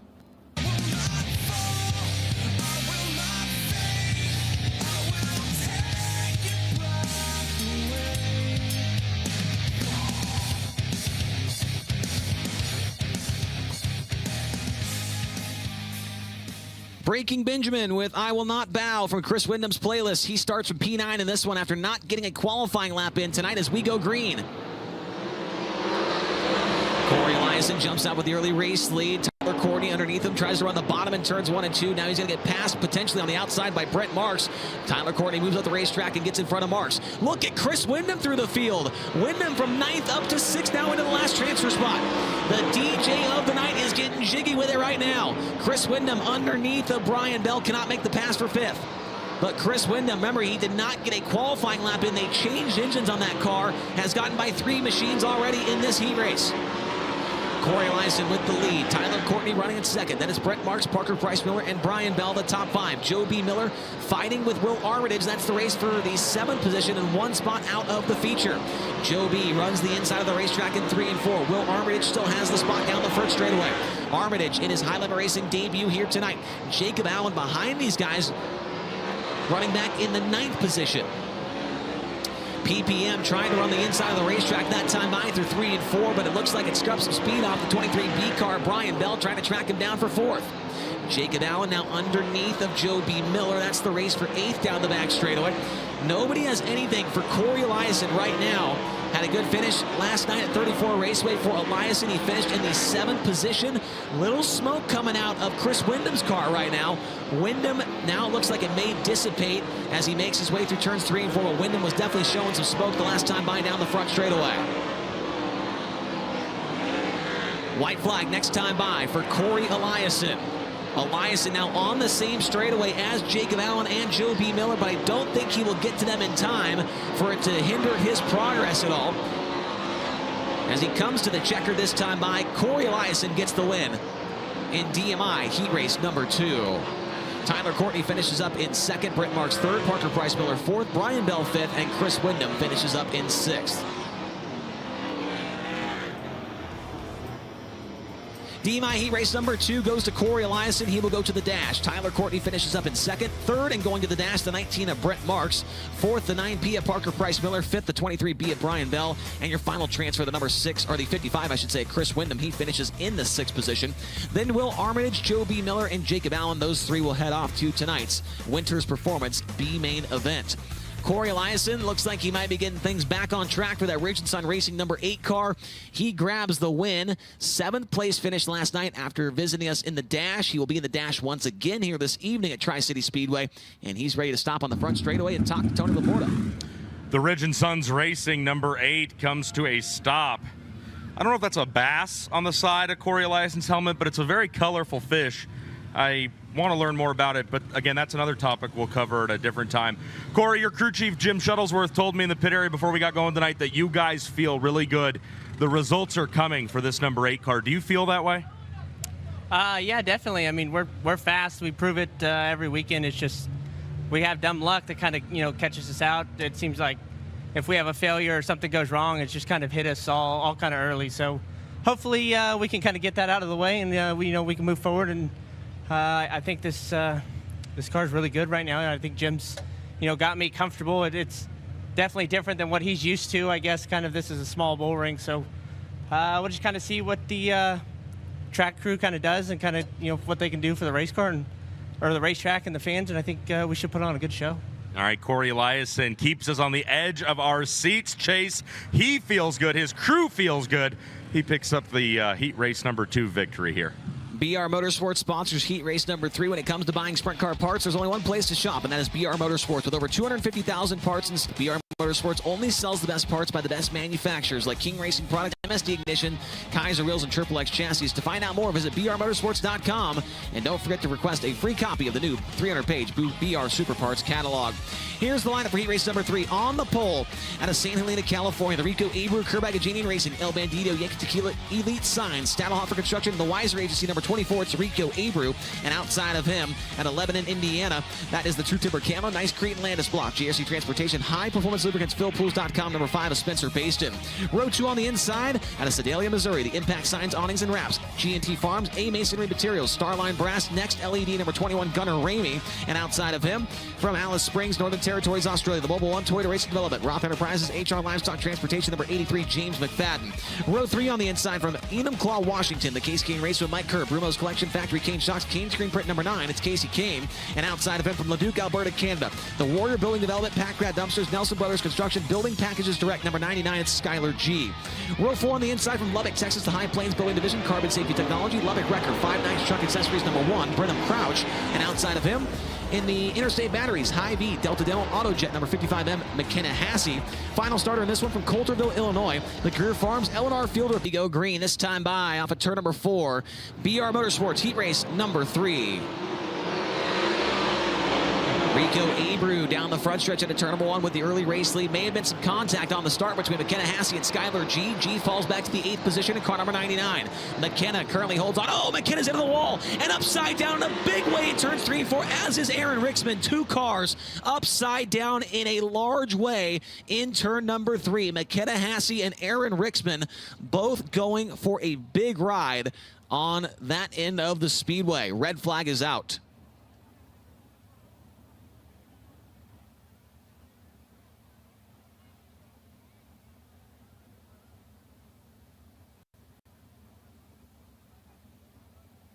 You can see McKenna Hassey actually out of the Interstate Batteries 55M and walking away from the car.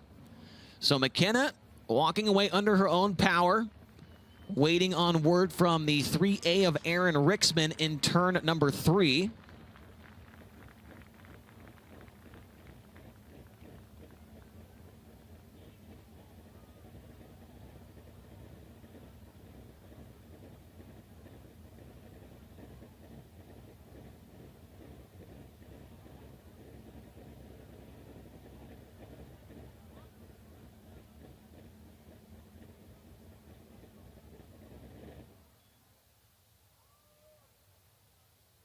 Still waiting for word on Aaron Rixman, the driver out of Coulterville, Illinois, tonight making his Highlander Racing debut in that number 3A car. And Tony Laporte, I hear that you're on the scene. Chase, Aaron Rixman has climbed out of that race car. McKenna Hassey, as you called, already has as well. She's nearly back to the track exit, and Aaron has his helmet off. We're going to go up and see if he's willing to talk really quick.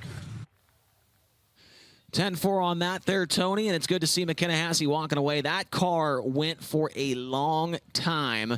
I don't know if we have a replay or not, but you'll see if we do that McKenna Hassey's Interstate Batteries 55M car flipped, and it did a couple of cartwheels there. So, yeah, this is a tough deal for McKenna Hassey.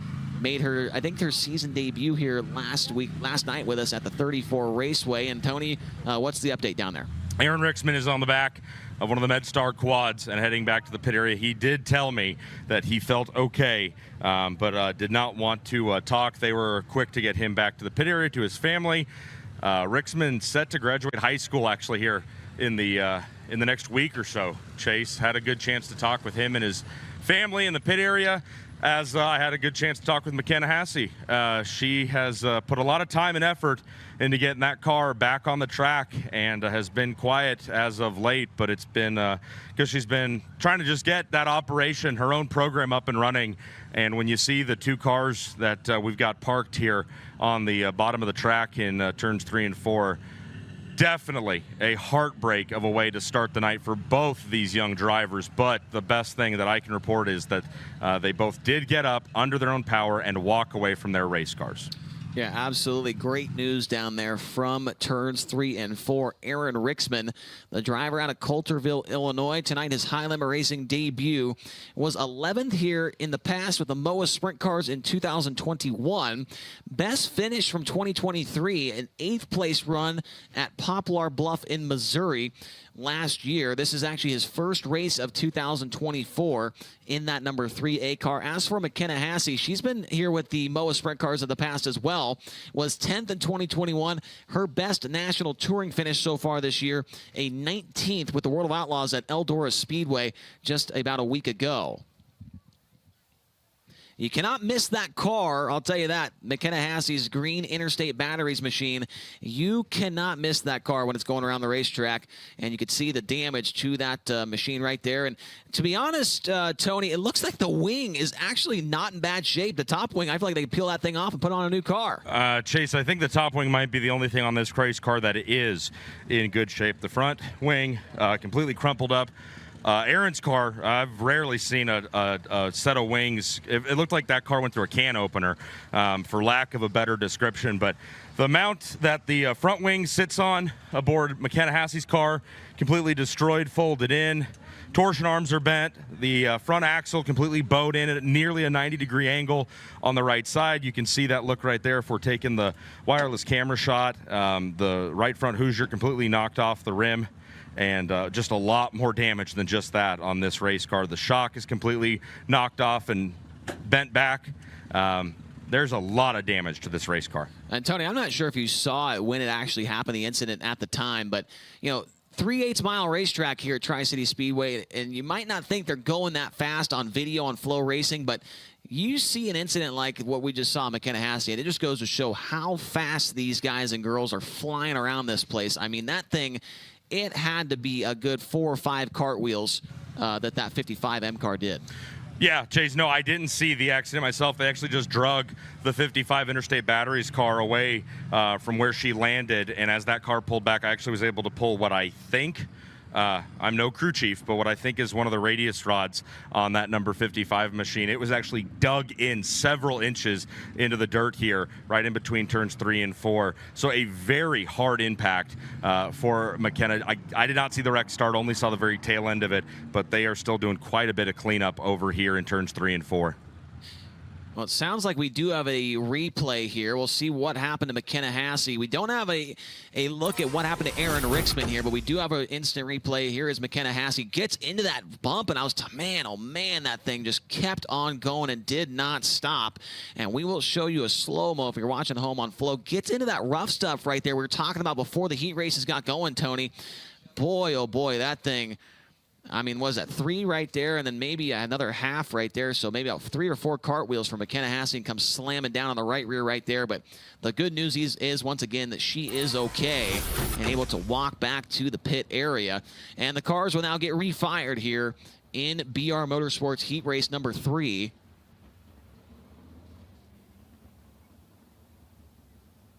So no laps are completed here in this third heat race. Rico Abreu and Spencer Basin will resume their positions at the front, and then it's Gunnar Ramey and James McFadden. Casey Kane, and that's a good break for Skylar G, who was towards the back of the field there after getting into a little incident on the start. So G will have another shot there at that 6th position, and then it will be just Brenham Crouch there towards the tail end of the field. Curious to see what this does for the race program with this incident here. The issue for McKenna and the issue for Rixman. We had 27 sprint cars on the property here tonight, and we were not going to run a B main with 26, but we will with 27. But now with those 2 cars, we'll see if they can make it back onto the racetrack. If they cannot, I would have to imagine we would cancel that B main here this evening. We'll wait for word from Kubota Highland Racing officials to see if that is the case.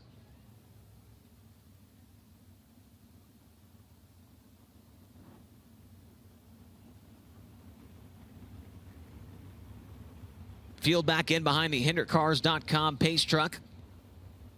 The 7 drivers remaining, going for 6 transfer spots, so just one of them will not be a part of tonight's feature at this point in time unless we do scratch that B main. That remains to be seen.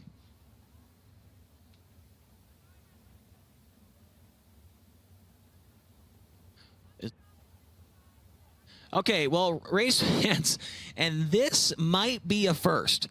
We are under caution because the ambulance in the infield is actually stuck in the mud.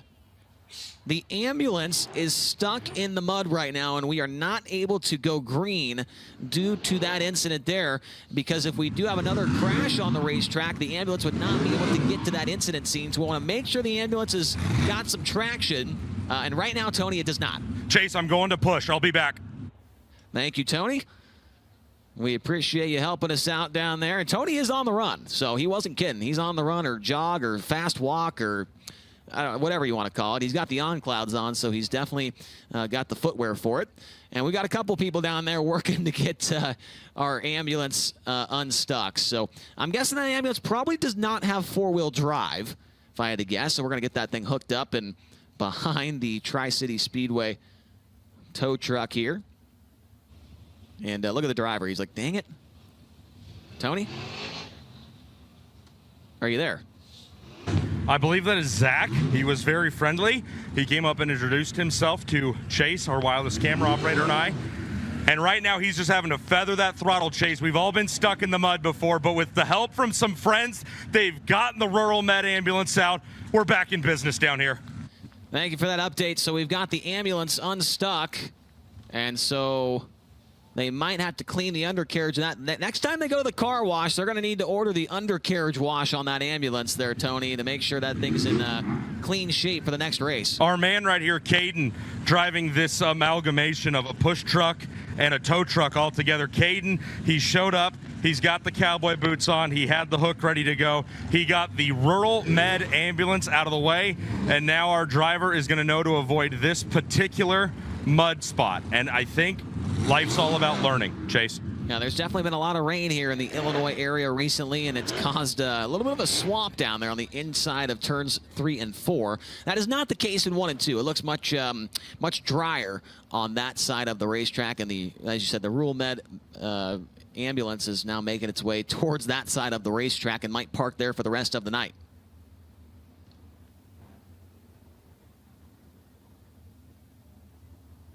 Push truck into the infield, or the pace truck, I should say, into the infield.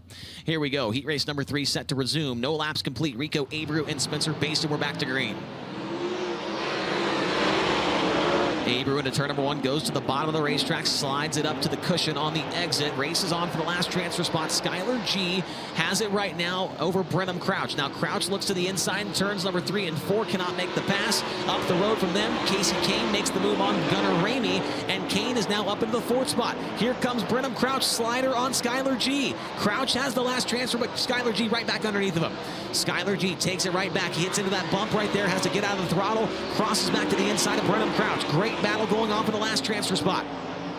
Skylar G through the middle. Crouch gets to the cushion a little bit earlier and has a run on him down the back straightaway. Here comes Crouch, another slider down to the inside in turns 3 and 4. Brenham Crouch takes it back. Skylar G back underneath of him. Good stuff here for this last position to the feature. Oh boy, that was a short slider there from Brenham Crouch. Skylar G gets crossing down the back straightaway, takes it right back away. These two are just absolutely throwing haymakers at each other here. They know that is an important spot here in this 3rd heat race. Spencer Baston maybe potentially closing in just a little bit on your race leader, Rico Abreu. Abreu's showing the way, the track record holder here at Tri-City Speedway, trying to get away from Spencer Baston and land in tonight's FK Rod-Ins Dash. 2 laps to go that time by for Rico. Baston 2nd, McFadden 3rd, Kane 4th, Ramey in 5th, and then Skylar G is in 6th, but it looks like Brenham Crouch might be closing back in just slightly as they work down into turn number 1. White flag is out for Rico Abreu. Abreu, you can tell he's not really getting in on it. He gets to it on the exit at turn number 2, and that's working right now for the Mesilla Valley Transportation number 24. He'll come off at turn number 4 and get the win in BR Motorsports Heat Race number 3. Spencer Baston 2nd, James McFadden in 3rd. 4th will go to Casey Kane. Here comes the race for the last transfer off at turn number 4. Brenham Crouch stuck his nose in there but could not make it stick. Gunnar Ramey breaks across the line. Gunnar Ramey broke across the line but coasted to the 5th place position. Skylar G 6th, and then Brenham Crouch the last car to finish the race. So some weird stuff going on there at the end. Rico wins it. He goes to the dash. Spencer Baston in 2nd. James McFadden will go to the dash in car number 83. Casey Kane 4th. Gunnar Ramey 5th. And Skylar G, your final transfer, with Brenham Crouch, McKenna Hassey, and Aaron Rixman rounding out the field in heat race number 3. So that is it for heat race action with Kubota High Limit Racing. Let's go over to Don McElroy. It's time for some B-Mod heat race action. Don?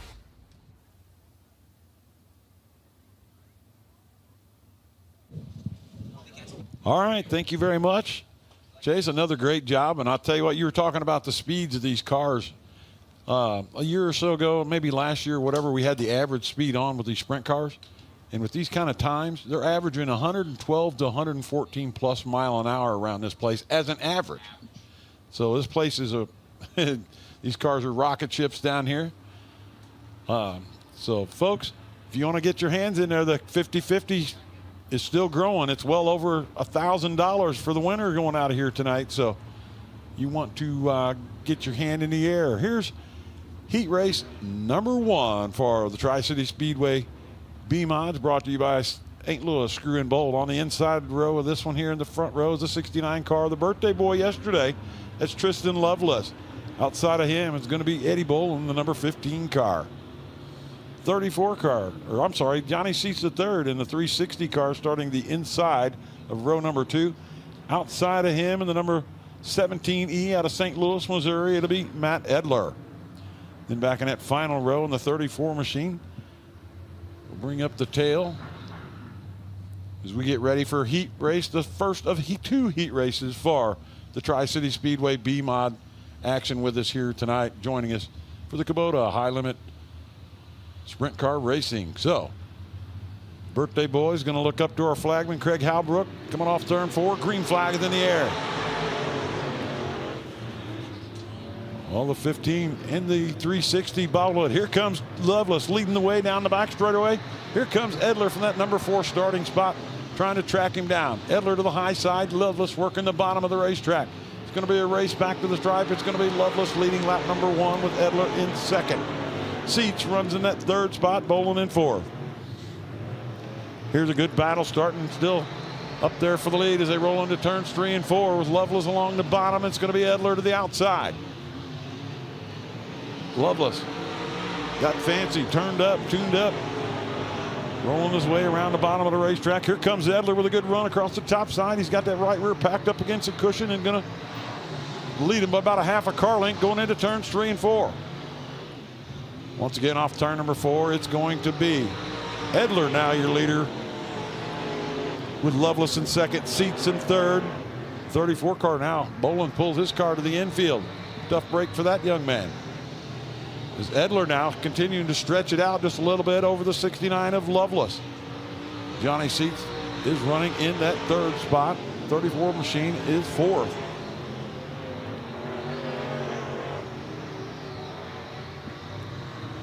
Lap starting to wind down. Matt Edler still showing the way. Now something amiss upside the 69 of Lovelace as he's down into the infield.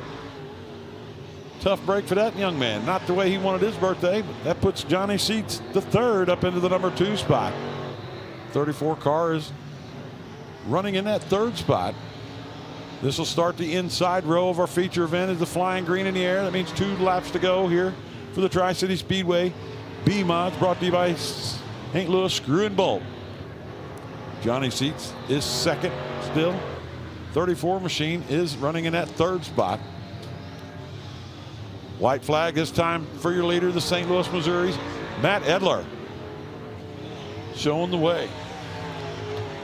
Johnny Seats is running in that number 2 slot, the 34 machine.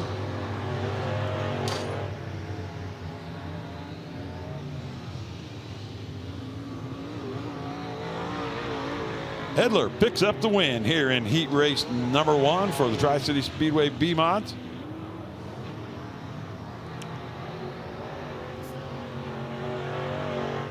Johnny Seats comes home in the number 2 slot. Atwell Exterior Services, one of the big sponsors on the 17 of Matt Edler's machine.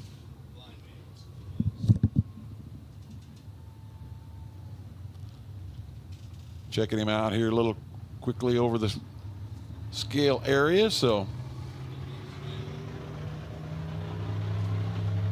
all right, ladies and gentlemen, put your hands together. Heat race number 1 winner out of St. Louis, Missouri.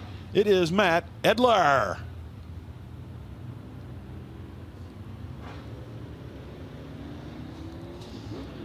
Heat race number 2 taken to the Speedway. They'll start on the outside of our feature event. Danny Odell will be your inside of row number 1.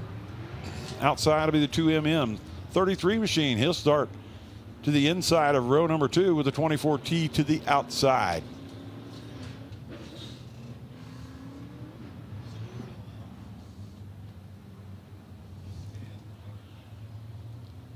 All right, we're stacking them up here down the back straightaway, getting ready to turn them loose again for heat number 2 for the Tri-City Speedway B-Mods. Again, brought to you by the fine folks over at St. Louis Screw and Bolt. We look up to our flagman. Green flag is in the air for heat number 2. Odell leads the field into turns 1 and 2. Here comes the 33 machine looking to the inside. Good battle for that second spot. Here comes the number 2 car, I believe, to the outside looking for Odell. It's going to be a 3-car shootout here for heat number 2. It's going to be Odell leading that lap. Number 2 machine is second. 33 car is third.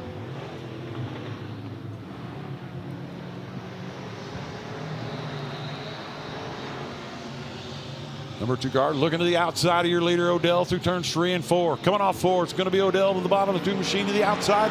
It's going to be Odell by just about a half a car length as your leader. Here comes the number 2 machine. He's got a good run with some momentum. He'll head down the back straightaway into turn number 3. Now is your new leader. Now it's going to be Odell. He's going to get challenged by the 33. Not sure if that's Doc Throttle in that 33 car. Now he moves into that number 2 slot. They're still chasing the number 2 machine. Off turn number 4.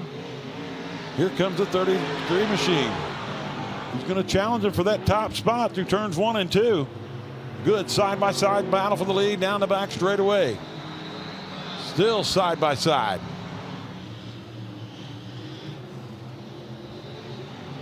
This time the 33 car will be your leader. This noses ahead of the number 2 machine. Take over the top spot with Odell still running in third. The 24T machine is fourth.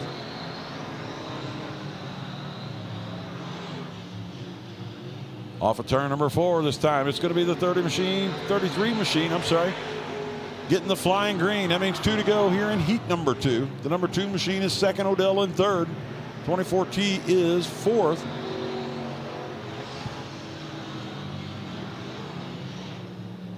Here he comes, one trip around for the 33 machine.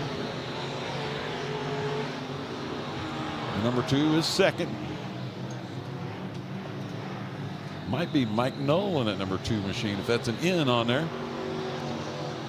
All right, here we come off turn number 4 for the final time in heat number 2. It's going to be the 33 of Doc Throttle taking home the win here in heat number 2 for the Tri-City Speedway B-Mods. Number 2 car will come in the second. Danny Odell in the 32 will finish third. And the 24T will round up the 4th place finish here in our heat race.